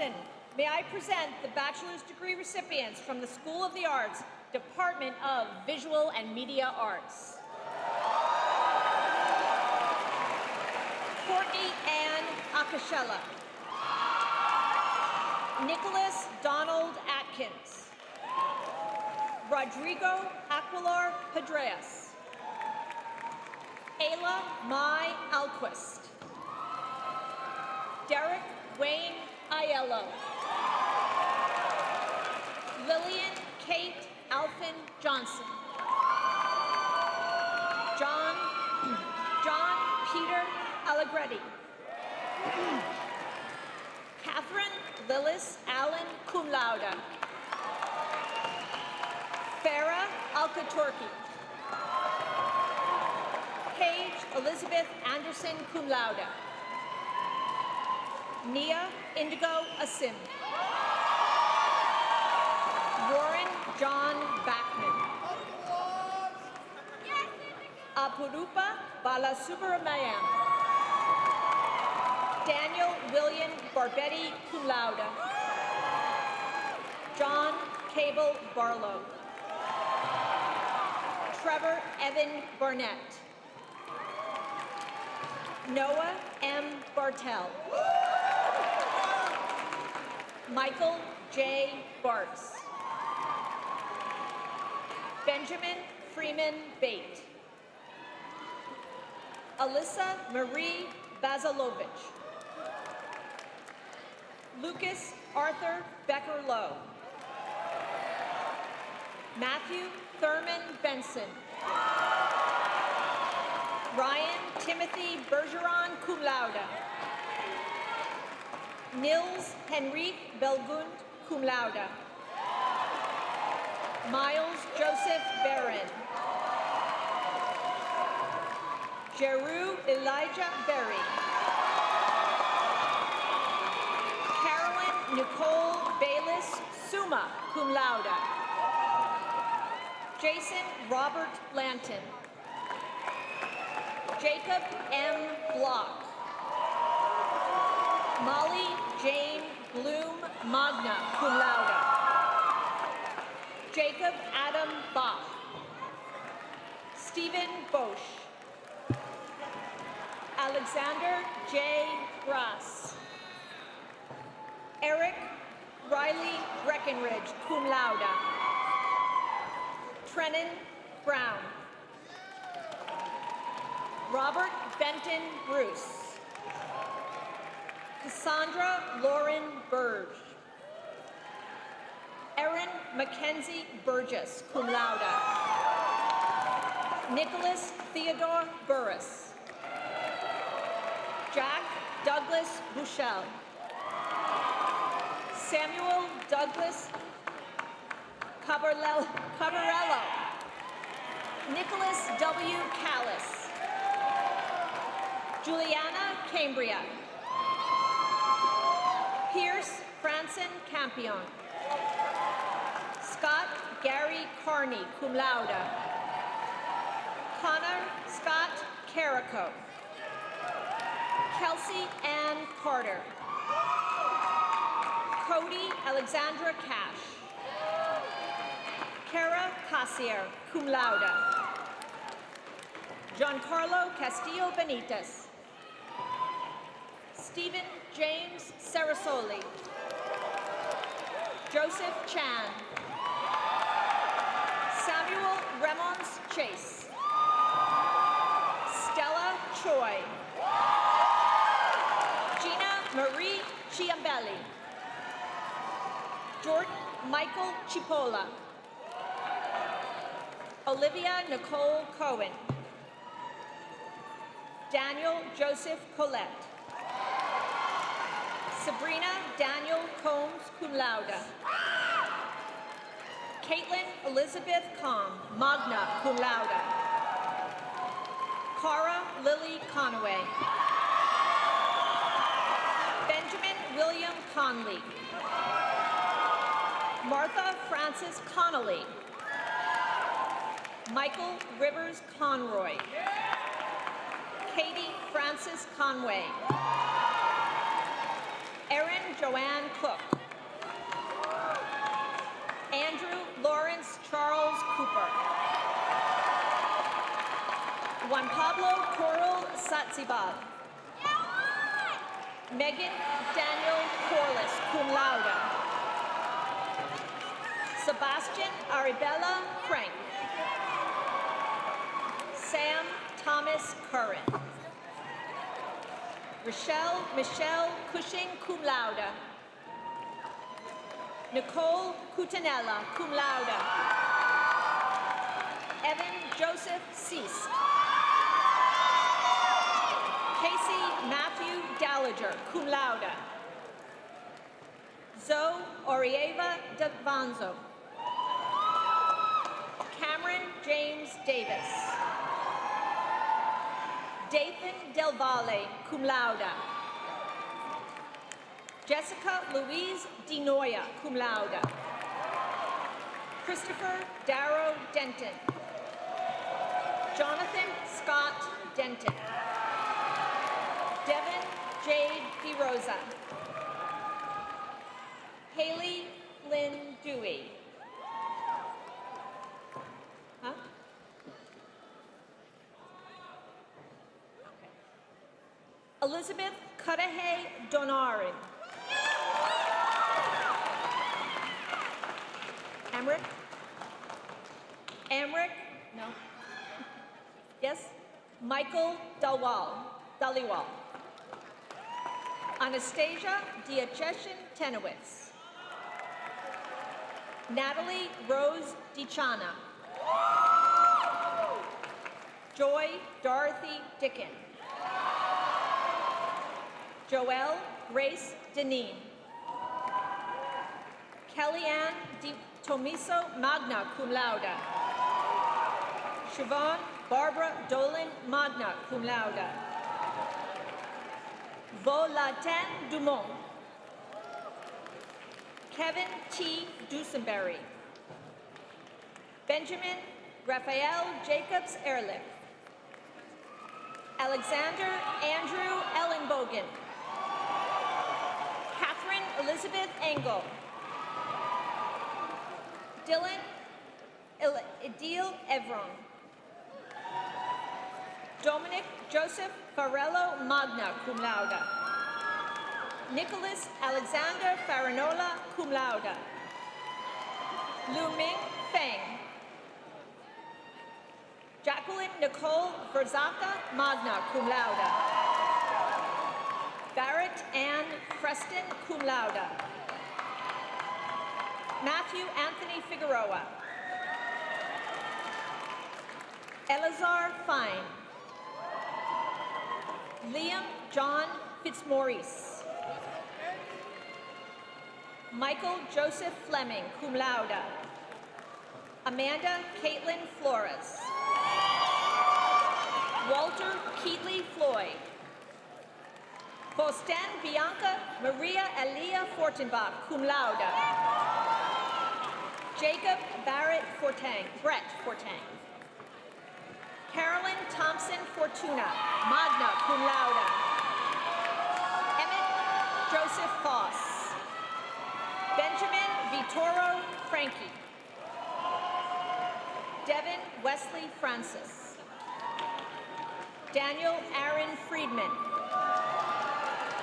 Joshua Adam Friedman. Claudia Tristan Fry. Sia Karin Gale. Madison Emily Gallup, magna cum laude. Bailey Patrick Galvin Scott. Arlene Marie Gambino. Andrew Buckner Gannon. Christopher Alexander Garcia. Jose Jaime Garcia Caladu. Laura Elizabeth Gartelman, cum laude. Lucy B. Katanis. George P. Giannopoulos, cum laude. Cody Robert Gelsinger.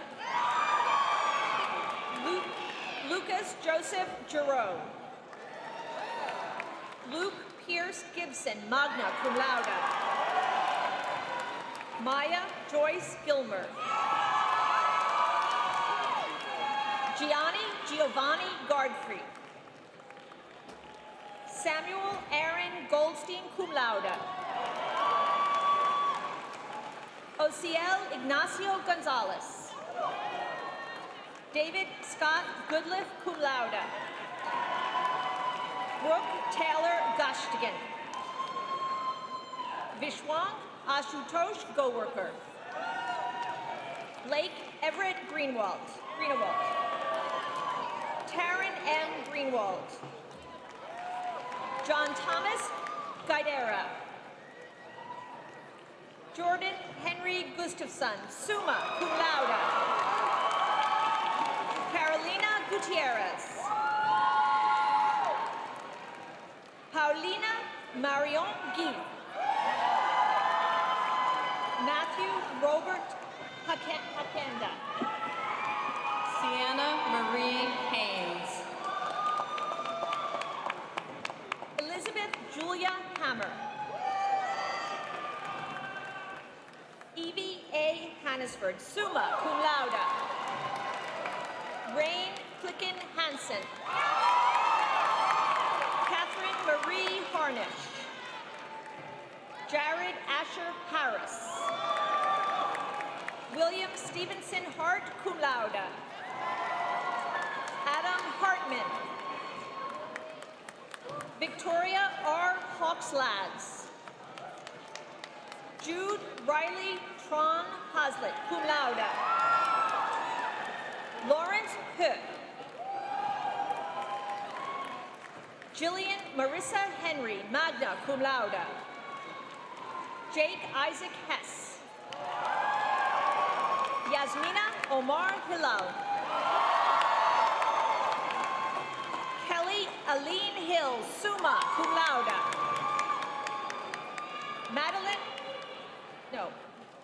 Evan?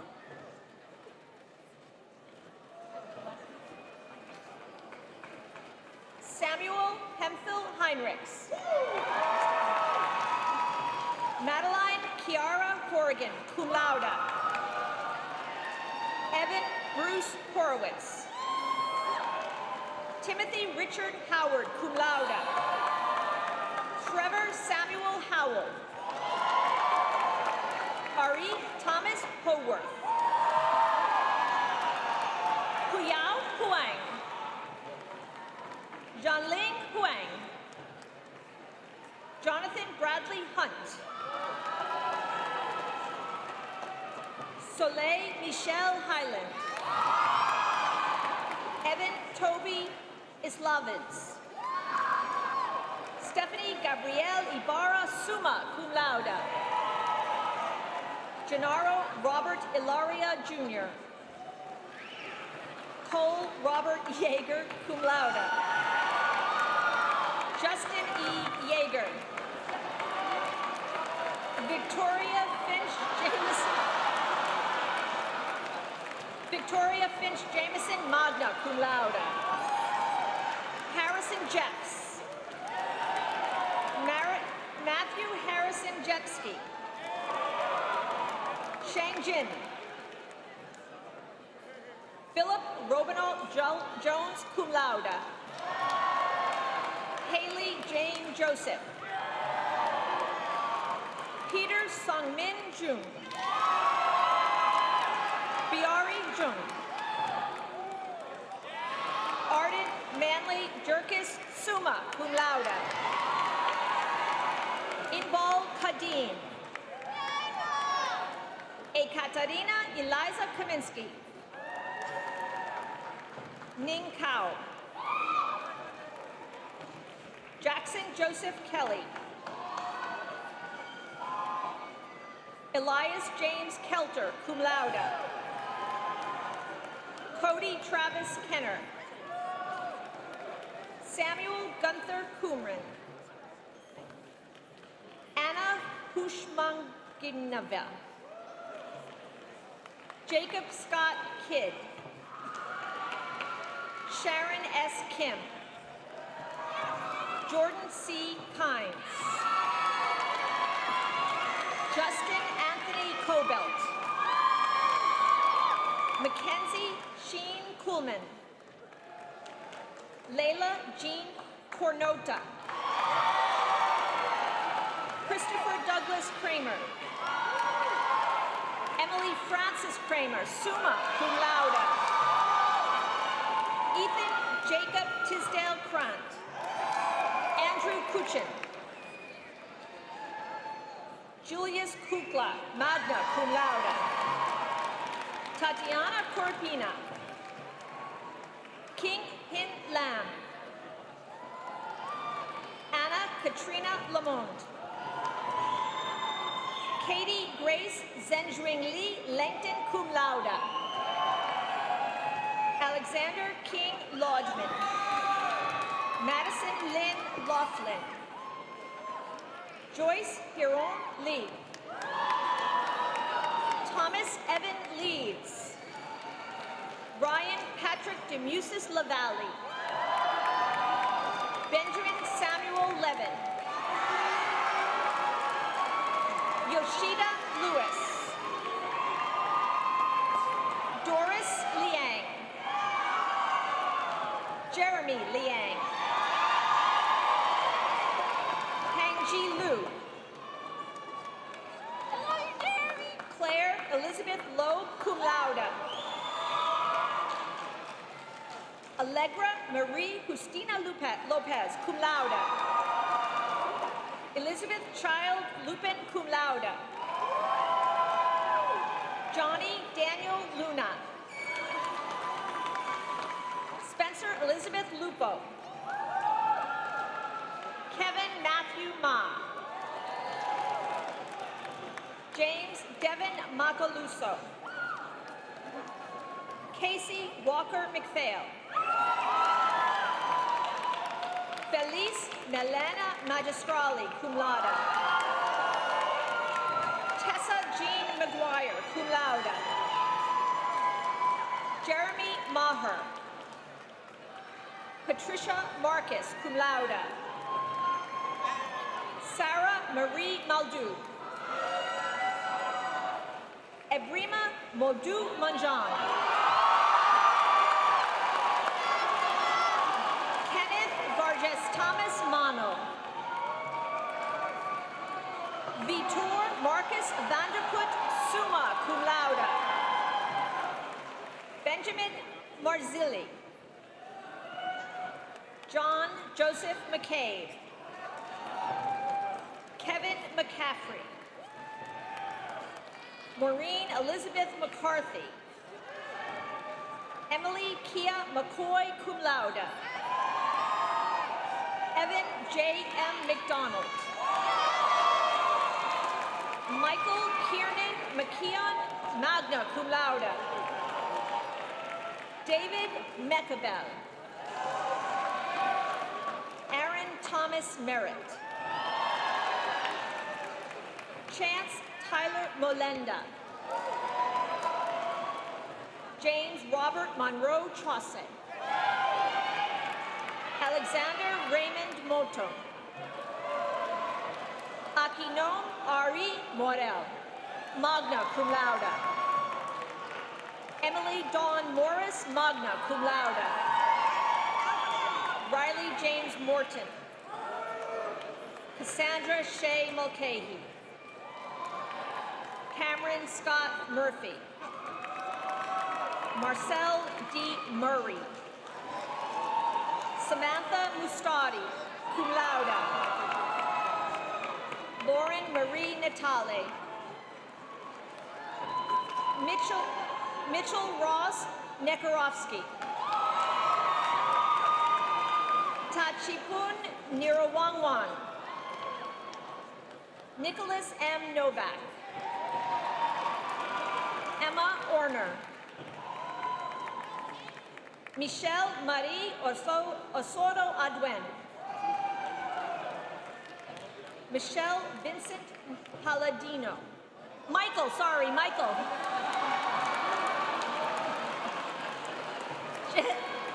Jesse Hamatuan.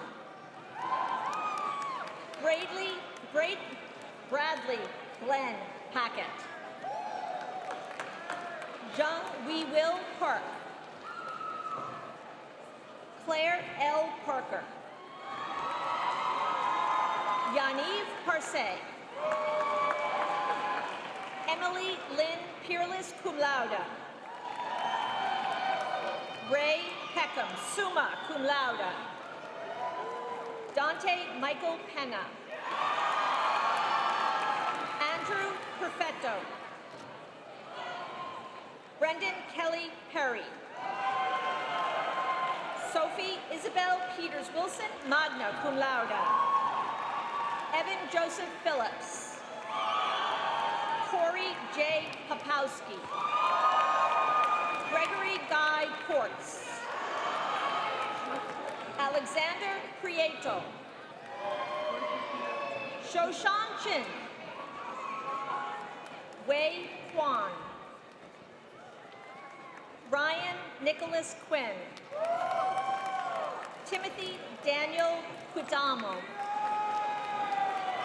Michael Thomas Ralston. Albert Vincent Reno III, magna cum laude. Stig Eric Reagan. Rose Erin Reeses. Samuel Worth Reynolds. Danielle Jeeves J. Riva. Taylor Monique Roberts. Nicholas Joseph Romano. Logan Ronju, magna cum laude. Philip Paul Rogmore, cum laude. Marcos Andre Rosario. Diego Felipe Rosende. Kimberly Alexandra Roth. James Warren Rowland, cum laude. Sarah Marianne Rumanap. Fiona Dorothy Ryan. Sarah Jet Rigel. Raquel Savarda Eisman. Sydney L. Saedman. Darren Arthur Samuels. Julia Paige Sirocco. Amy Catherine Savino. Elias Arthur Scangas. Patrick Daniel Scanlon. Samuel Joseph Scarfone. Sophia Ann Schoenfeld, magna cum laude. Samantha Lee Schofield. Anya Schwartzer. Brian Patrick Semsey, magna cum laude. Casey Kennedy Shatra, summa cum laude. Emily Osborne Shear. Michael Shang. Derek Darcy Siegel. Scott Silvestri. Abigail Christina Skorupski. Cameron William Sleeper. Sydney Renee Small. Maximilian Raymond Smith. Nicole Teresa Smith, summa cum laude. Camille Margaret Spear, magna cum laude. Alexandra Carolyn St. Jakes. Ned Daniel Stasio. Maria Elizabeth Stepanova. Ian Christopher Stewart. Emily Sarah Strikeman. Julia Christian Summers. Alexander Fairbanks Sutton Kumade. Isaac Christopher Switzer. Andrea Marie Isabel Taft, cum laude. Xiong Tang. Cameron Brian Target. Mario Alberto Telez. Henri Georges Thibault, summa cum laude. Chelsea Morgan Thomas. Haley Ann Thompson. Antoine Haywood Timbers. Brian J. Tollett. Laura Cecilia Tormos. Natalie Elizabeth Torres. Anna Danielle Torzillo, magna cum laude. Jack Chandler Travis. Emily Marie Tully. Yoshi Uchida. Evan Jameson Vaughn.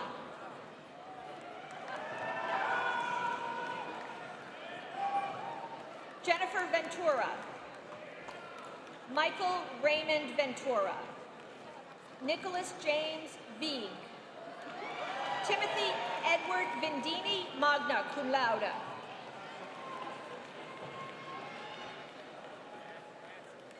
Elizabeth Lane Vita. Elizabeth Marie Wagner. Eric Racine Walls. Thomas Eric Walsh. Zinying Wang. Samantha Lynn Morkow. Zachary James Warren. Madeline Gloria Weisberg.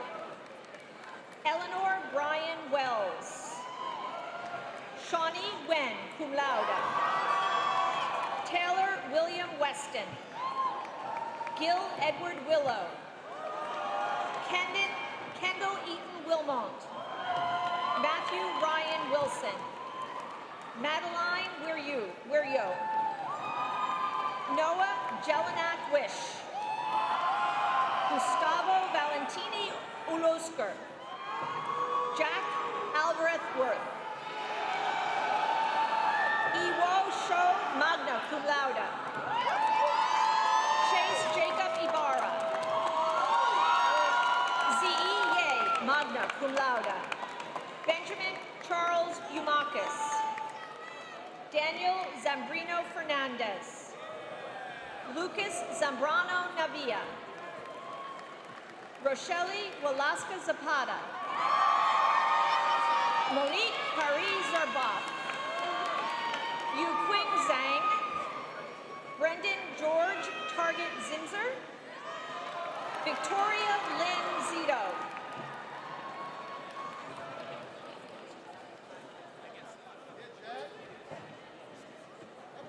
President Pelton, may I present the bachelor's degree recipients from the School of the Arts, Department of Writing, Literature, and Publishing. Michelle Isun Avales. Christina Marie Bagni, magna cum laude. Rafael Miguel Barraza. Melanie Barredo, cum laude. Marissa Ann Racker, magna cum laude. Kirby Caitlin Brennan Riddle. Laura Eileen Cafaso. Ian Glenn Child. Kayla Mary Cottingham. Isabel Momini Crabtree. Samantha Madison Curran. William Corey Davis. Nina Rose Da Silva. Lucas John Despato, cum laude. Sarah Euphemia Dolan, cum laude. Frances Mary Donington Ayad. Emily Lucille Drake. Mario Aniceto Esquilvo. Ana Maria Galindo Falconi. Danica Frank. James Gregory Frazier. Rachel Isabel Fucci, cum laude. Sarah Marie Gadalaukis, magna cum laude. Maya Alux Gandara. Danielle Alexander Gonzalez. Brianna Kayleen Goss. Andrea David Grant. Sally Elizabeth Green. Kayla Eileen Griffin. Madison Sharon Haim Genevesion, cum laude. Philip Lewis Hubble IV, magna cum laude. Rachel Saya Jacobson. Isabella Cesaria Kesterman. Emily Cheshire Kinzer. Brittany Ariel Korn, magna cum laude. Milton Thomas Landis. Livingston Clive Lanham, cum laude. Emma Mary LeBlanc Perez. Lauren Victoria Lorpez. Kyle Smith Madigan, summa cum laude. Vincent Paul Marianilli. Rochelle Starr Marks. Rachel Starr Marks. Jacob Daniel Marison. Tierra Jolene McGuire, magna cum laude. Amanda Xiaoshang McHugh, cum laude. Hannah Nicole McKennett. L. Mora McNamara. Sean Michael McNulty Kowal, McLeod. Courtney Danielle Minier, cum laude. Juan Fernando Molino. Caitlin Elizabeth Machau, cum laude. Madeline Troyce Post Neiman, magna cum laude. Iris Paola Pena. Lauren May Phillips. Amanda Elizabeth Powell. Heather Quigley. Allison Rassman, summa cum laude. Adeline Stormy Richardson Rose. Ariella Rudy Zaltzman, summa cum laude. Laura Sophia Sabatier. Isabella R. Saporito. Christina Rachel Sargent.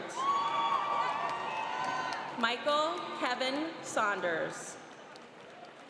Emily Marlene Schneider. Mandy Seiner. Allison N. Smith. Samantha Jo Stamus. Amy Lee Swain. Julia Noel The Easing. Simone Rebecca Torn. Shala Ann Muzinga Chichindu. Katya Vucic. Joshua Timothy Warner. Ethan Raymond Webb. Austin James Weimer. April Danielle Wilson. Maria Lynn Young. President Pelton, may I present the bachelor's degree recipients from the Institute for Liberal Arts and Interdisciplinary Studies. Abigail Salina Aurora. Rachel Sylvia Butler. Madeline Gleason Dervaloy. Alexandria Lorraine Dutton. Cassia Marie Enright. Alexis Jordan Jensen. Mercedes Helen Lamb. Alex J. LaRosa.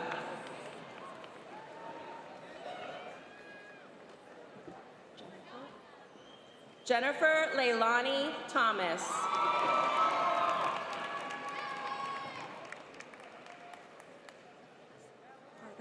Carter or CJ? CJ West. Catherine Lenore Wolf.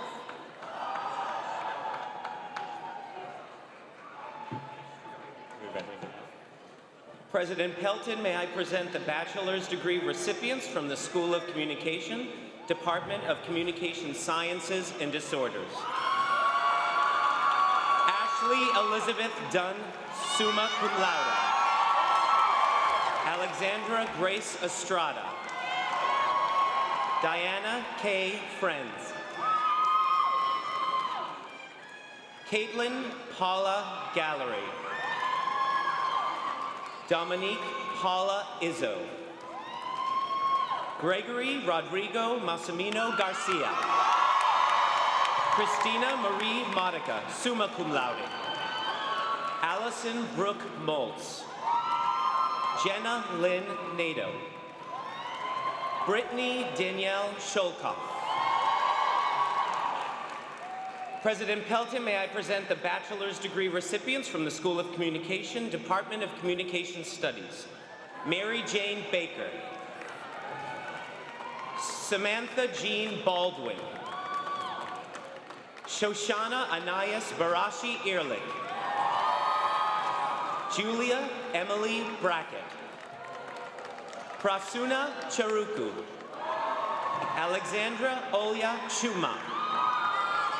Jennifer Jean Cole, cum laude. Ariana Marie Conti, cum laude. Connor Timothy Dane. Pedro Domit. Nicholas Harold Emac Basile. Huran Fong, cum laude. John Joseph Geary Jr., summa cum laude.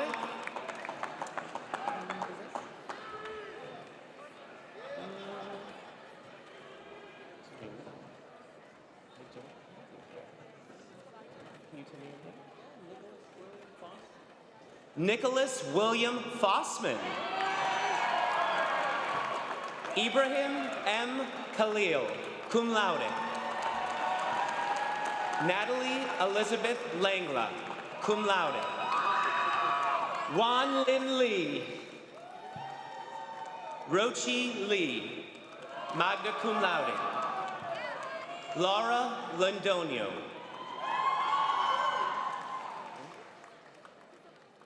Alyssa Marie Lyles. Alexandria Delia Martinez. Maria Gabriela Medina. Ethan Anthony Michaud, summa cum laude. Kyle Richmond Neal.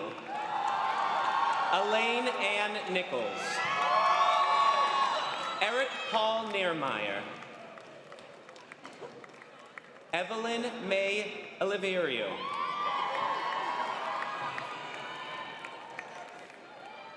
Song June Park, summa cum laude. Go. Abby Eleanor Penfield Sear, cum laude. Adrian Gayi Poon, magna cum laude.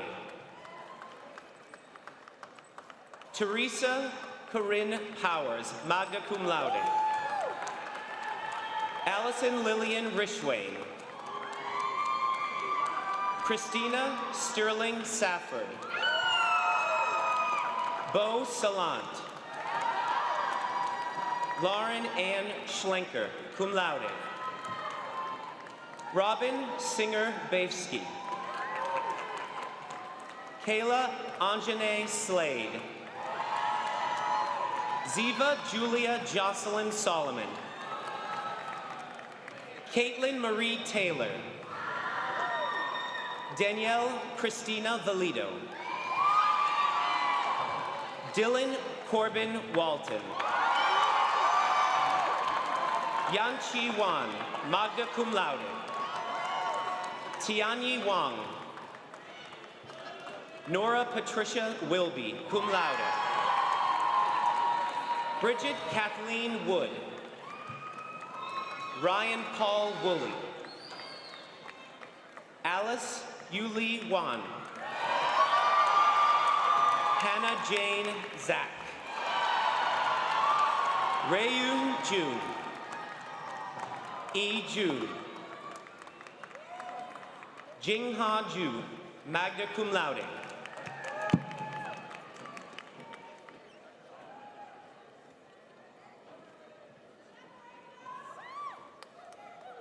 President Pelton, May I present the bachelor's degree recipients from the School of Communication, Department of Journalism.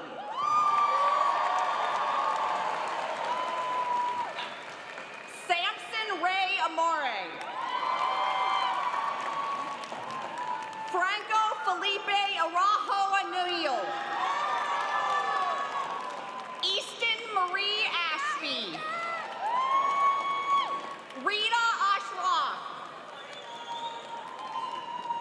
Kaylee Erin Bell. Lauren Elizabeth Bennett, summa cum laude. Gina Michelle Brazau. David Austin Bumpus, cum laude.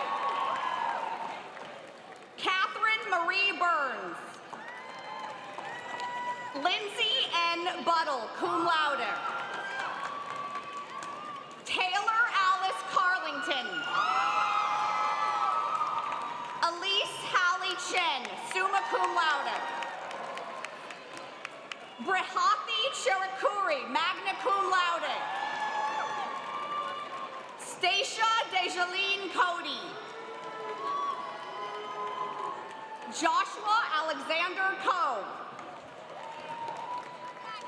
Ross Vito Berger Cristianello, cum laude. Kathleen Susan Kusaks. Krista Lynn Diarchi. Jacqueline Nicole DeFusco, summa cum laude. Marissa Nicole Delato. Tommaso John DeBlasi, cum laude. Jessica Brielle Philippone. Hallie Shannon Fitzgerald. Catherine Fomeniki. Manami Fujiwara. Jillian Marie Marion Guerin. Chloe Goldstein, magna cum laude. Molly Lana Goldstein. Anna Beatriz Romani Gonsalves. Christina Elaine Gesford, cum laude. Rebecca Susan Hankins, summa cum laude. Elizabeth Rose Hartel, summa cum laude. Catherine A. Hill. John Hobbs. Jonathan Shelley House, summa cum laude. Catherine Marilyn Inucci. Joseph Paul Jacobs, cum laude. Kaylee Johnston. Daniel Ronald Cam.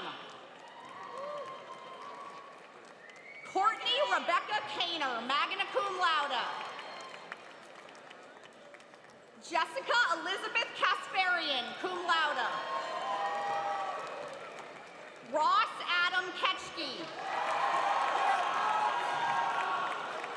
Laura Elise King.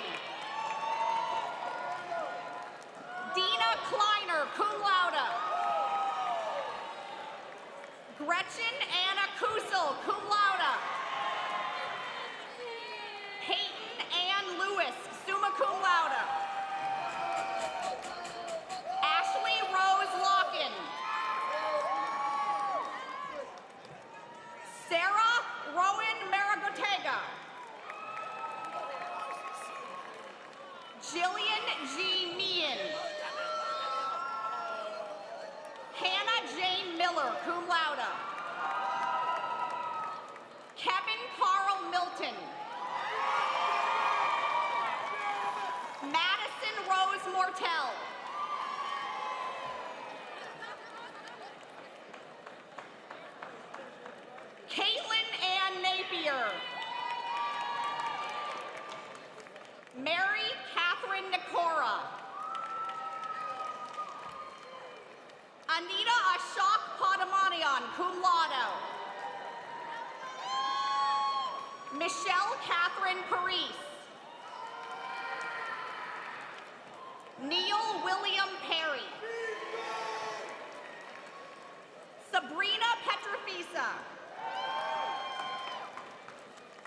Sawyer Teresa Phillips. Antonio Jose Ramirez. Alexandra Lee Reed. Javier Antonio Rodriguez, magna cum laude. Lily Faith Yanyan Rugo. Jessica Pauline Farrow Shorter Bonnie, cum laude. Jack Layler Skinner. Sean Francis Stackhouse. Sion Morgan Sung. Devika Sayal, summa cum laude. Rebecca Ann Shutak, cum laude. Paula Tristan Aruda. Rafael Trujillo. Casey Nicole Stamas. Michael Albert Vinci. Chloe Ann Warford, cum laude. Robert Prescott Wade Jr., summa cum laude. Carly Morris Wickham, cum laude. Julia Ann Wood, cum laude. Caitlin Alana Zgola.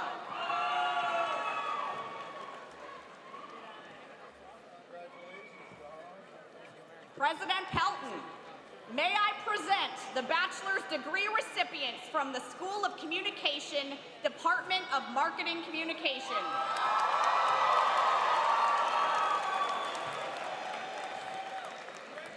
Lauren Hannah Addix. Valentina Sophia Amaro. Christina Claire Ashbach, cum laude. Samuel Aaron Beeler. Dylan Paul Blank. Braden Ross Bachner. Samson Emmett Brody. Rebecca Morgan Brubaker.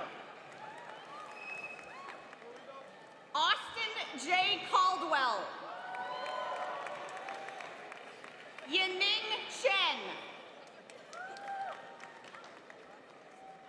Sarah Gabrielle Palau Chiangbian.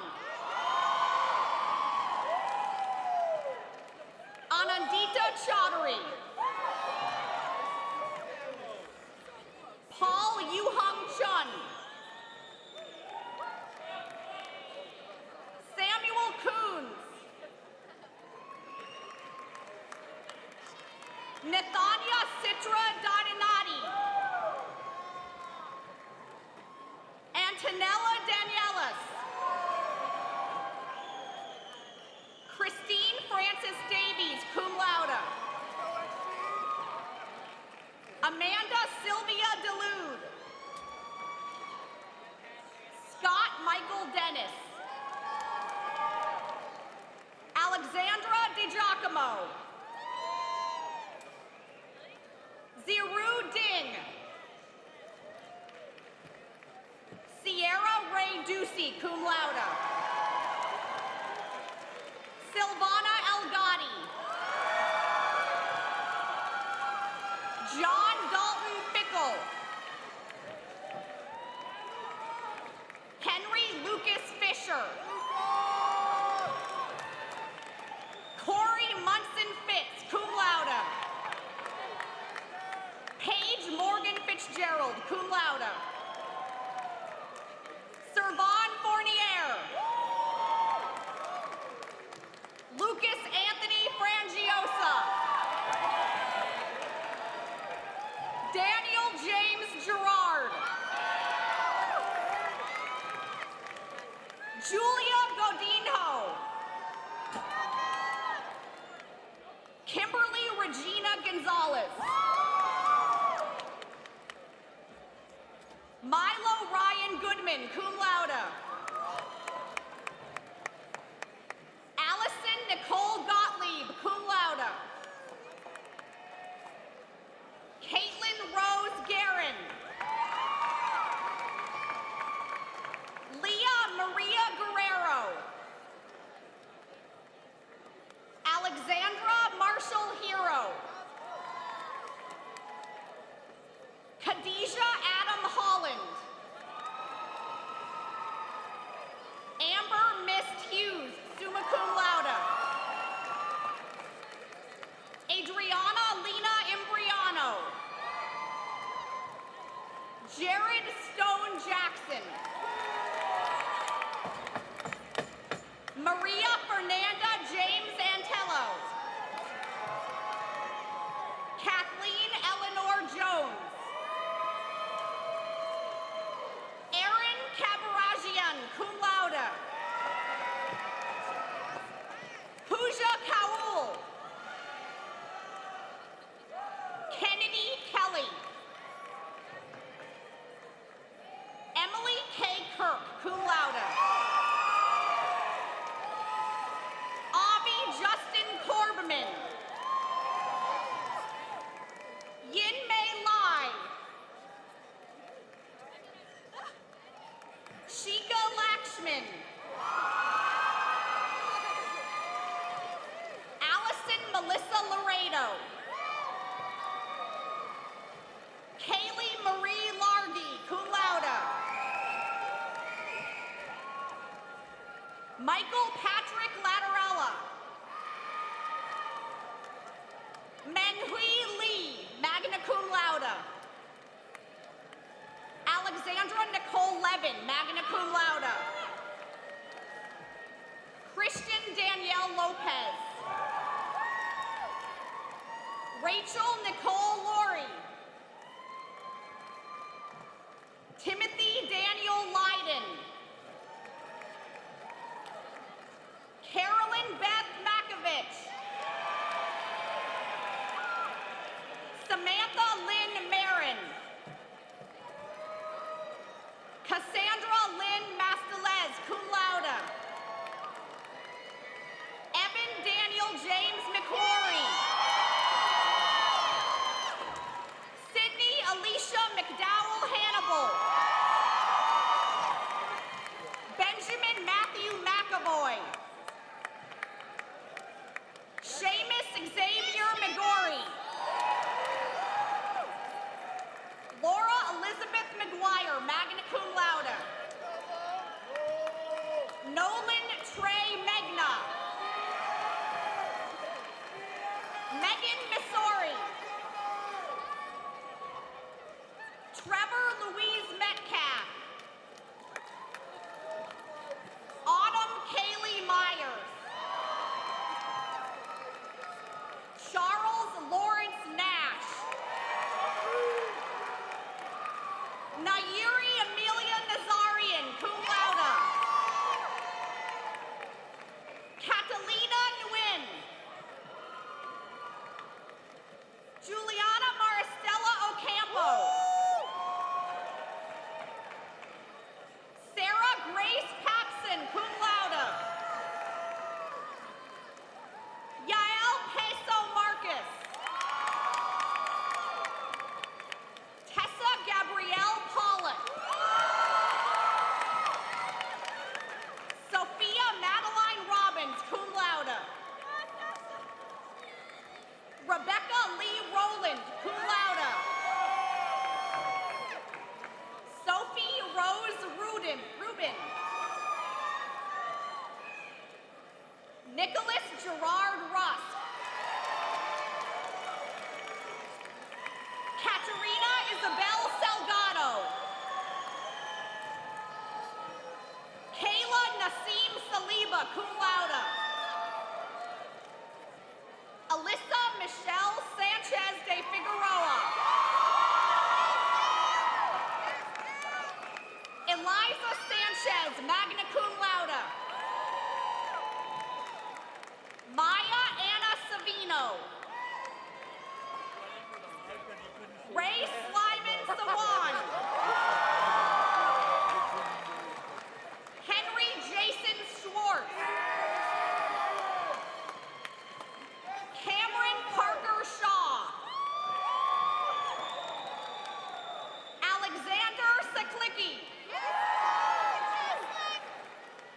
Elizabeth Ann Scarry, summa cum laude.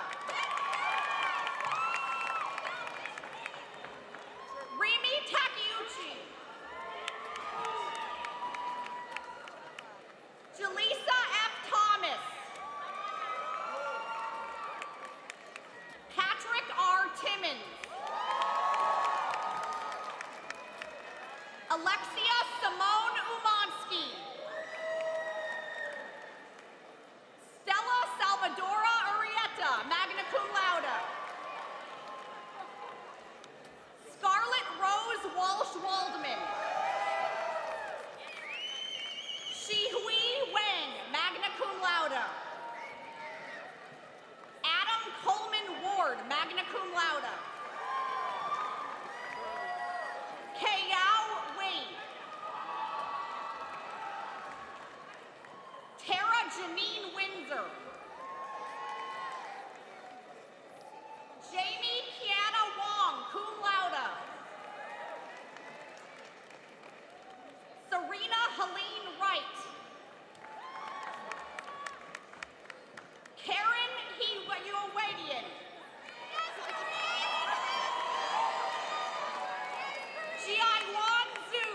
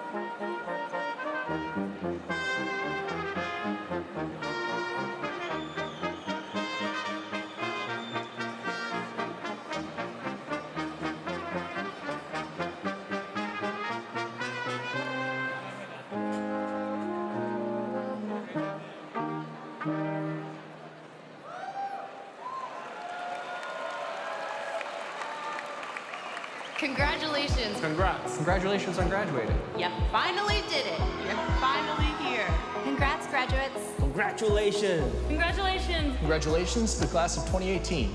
Mazel tov, you made it, 2018. Congratulations for graduating. Congratulations. Congratulations on graduating. Your whole career starts right now. You made it. You did it. All the hard work is done. Now get started on the real world. My advice to you is that relationships matter. It's amazing what you can accomplish when you have the right people around you.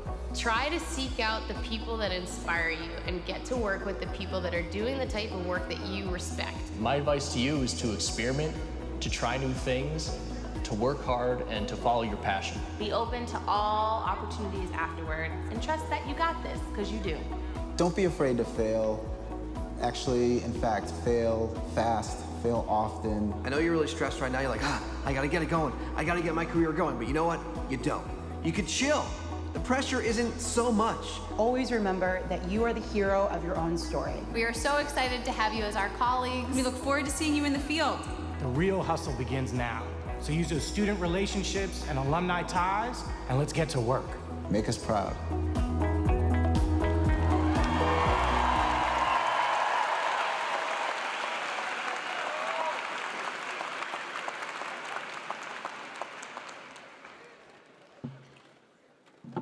Well, that was something. You know, you live in and are part of a special moment in American history. For many of you, this moment is characterized by resistance, persistence, and insistence. And various aspects of it are known by names and acronyms: Black Lives Matter, #MeToo, #NeverAgain, DACA. And taken together, these acronyms represent a generational shift, a movement not yet named, populated mostly but not entirely of young people. It is a movement of idealism and hope, and reimagining our nation's motto, E pluribus unum, out of the one, out of the many, one. It is a virtuous call to action. There are those who feel that they have gained little from a borderless economy and imagine that they have much to lose from a threat of their national borders, a proxy for national identity. They struggle to hold on to their national identities as the working class and manufacturing companies among them cope with the unhappy consequences of a borderless economy and global corporatization. And many of them saw in their hopes for the future an iconoclastic outside billionaire. And of course, there are those contemptible others who, having emerged from their dark and foul caves, spew their venomous hatred, creating havoc and fear. And though they are few in number, their despicable voices are loud. They represent the very worst of this country and of humanity. They deserve our disapprobation in the strongest of terms.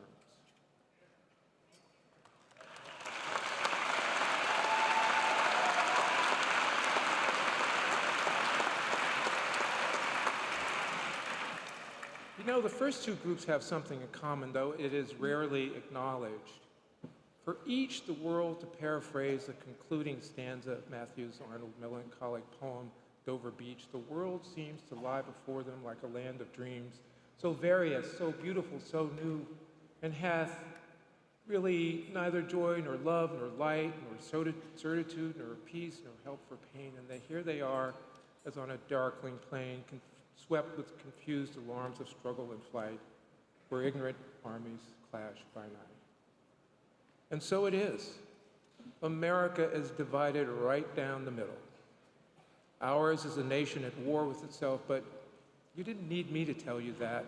You already knew it, and you live it every day, and you feel it in your heart and along your blood. And while this social, economic, and political tug of war might seem new, it's not. In fact, it's almost as old as the nation itself, most notably symbolized by the 19th century Civil War that took the lives of roughly 2% of the US population. And certainly the decades-long struggle for women's rights, particularly the right to vote and for biologic control, for which we use the imperfect shorthand phrases pro-choice and pro-life. FDR's New Deal, the 20th century civil rights movement, beginning with the desegregation of our public schools in 1954, and the Great Society in the 1960s, the bloody ongoing struggles in the 60s and early 70s, not only at home, but abroad in places called Vietnam and Cambodia. The political and economic revolution of Ronald Reagan and Morning in America and others represent battles, often generational battles, of two nations as one another belief seeks ascendancy over the other. But there is something profoundly different this time. So I want you to look at this. You know, we mistakenly refer to this as a phone. It's not a phone. It's a time machine. That is to say, it obliterates the difference between I want it and I have it. It allows us to purchase all manner of goods and services, merchandise, household appliances, furniture, to rent apartments, to rent out apartments, to check in and to check out of hotels, to deposit money, to move money from one account to another, to buy books, watch films and television shows, and create films and television shows, take photographs, receive photographs, listen to multiple music and news radio programs and podcasts, create music, read the news, create the news, play games, plan and navigate travel, order land, air, and rail transportation, buy groceries, make dinner reservations, or buy dinner and have it delivered. Forecast the weather. Find love, escape from love, or even from friends. All of this in a blink of an eye. It wakes us up in the morning and tucks us in at night from a playlist of meditative chants and music. And the most anachronistic, old-fashioned app on the dozens on this time machine is, in fact, the phone. So technology and social media in particular challenge our conceptions of knowledge and truth and belief as the distinction between what is true and what is fabricated, but posited as true, becomes increasingly blurred.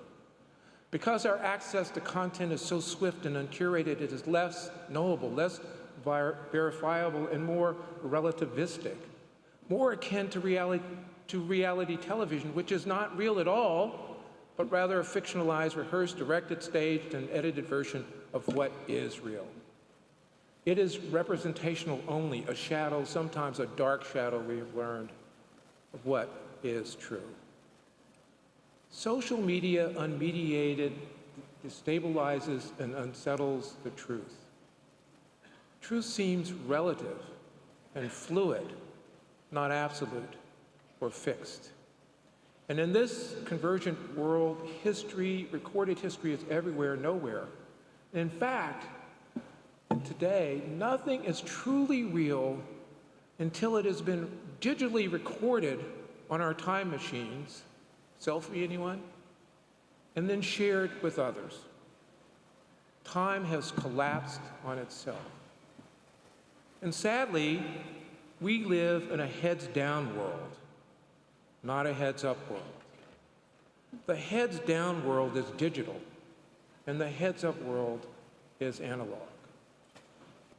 And what have we missed? What will we miss? Our heads down, our gaze fixed, as it were, in our time machines rather than the living, breathing world around us. If life is a process by which we comprehend the profound connectivity of the individual self to all that lies outside of the self, then what has been lost to us? Is this, alas, our common humanity? If so, what are we to do? What advice might I give you as you take your leave?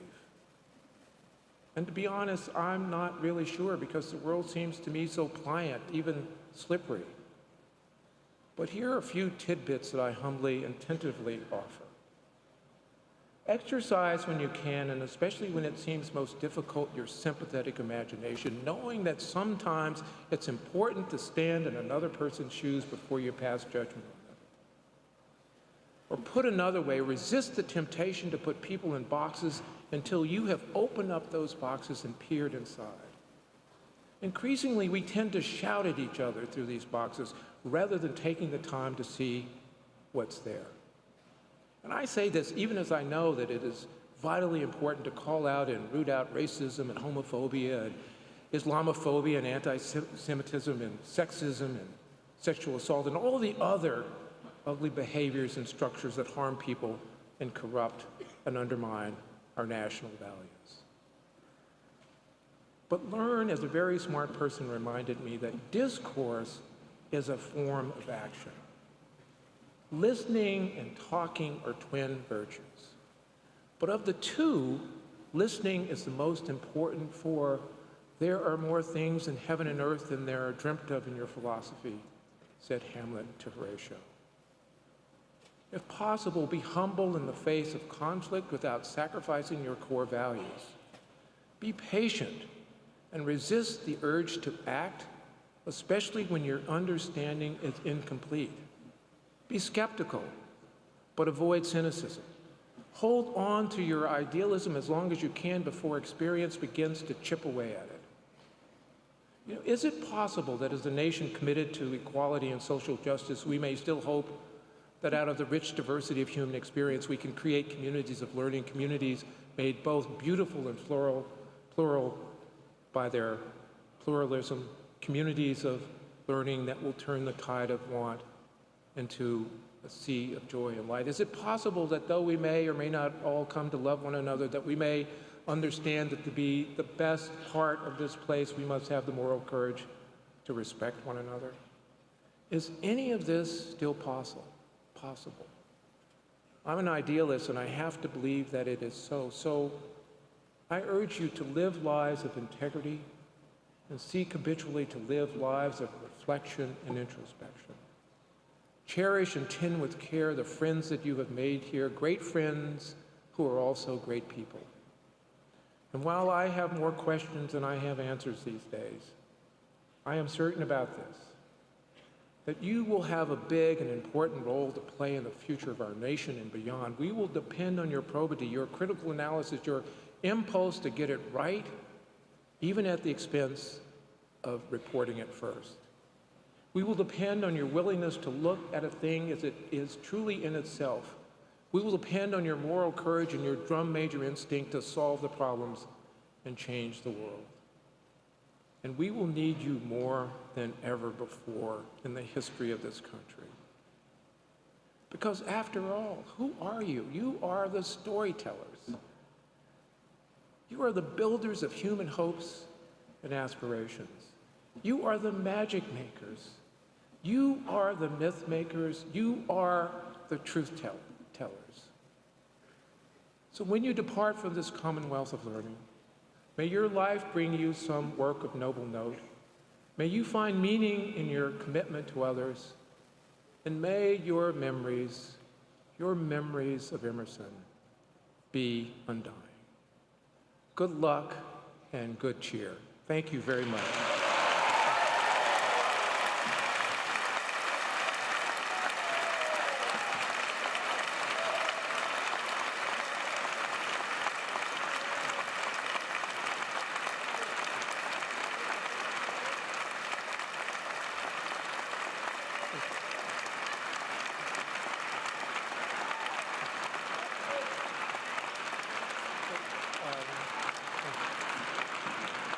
Thank you.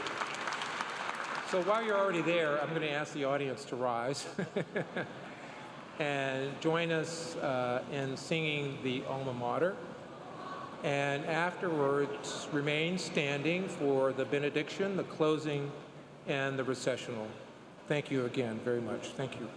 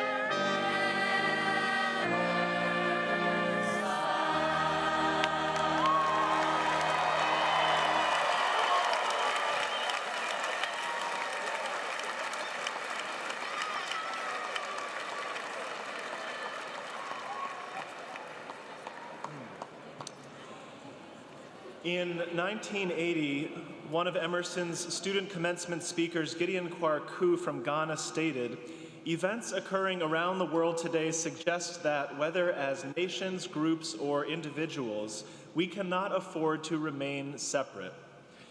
From human rights to resource scarcity to climate change, the issues of today implore us not to remain separate. So I welcome you and I urge you to make the legacy of this class one of connection.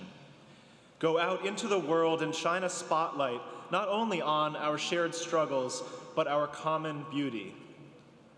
Over a century ago, at the 1895 commencement, Charles Wesley Emerson told the graduates, "If you do not go out to benefit others, burn up these diplomas." Now, don't worry, families, I'm not about to encourage your graduates to burn up the degrees they worked so hard for. But I do lift up his mandate to put your education toward the betterment of society. And this is a message we've often heard from President Pelton, speaking of the happiness that comes from serving humanity, of running toward the future to make that difference and change the world. Legend has it that Zen Buddhism began with the flower sermon, the Buddha simply raising up a flower, a gesture that was a complete teaching in and of itself. You all have specific training and skills to tell the story of today, to shape the stories of tomorrow. You've spent the last several years crafting your own distinct voice, and it's now time to share it, to raise it up with the wider world. Many blessings on your paths ahead, and may you in turn bless others through all that you shape and create. Congratulations.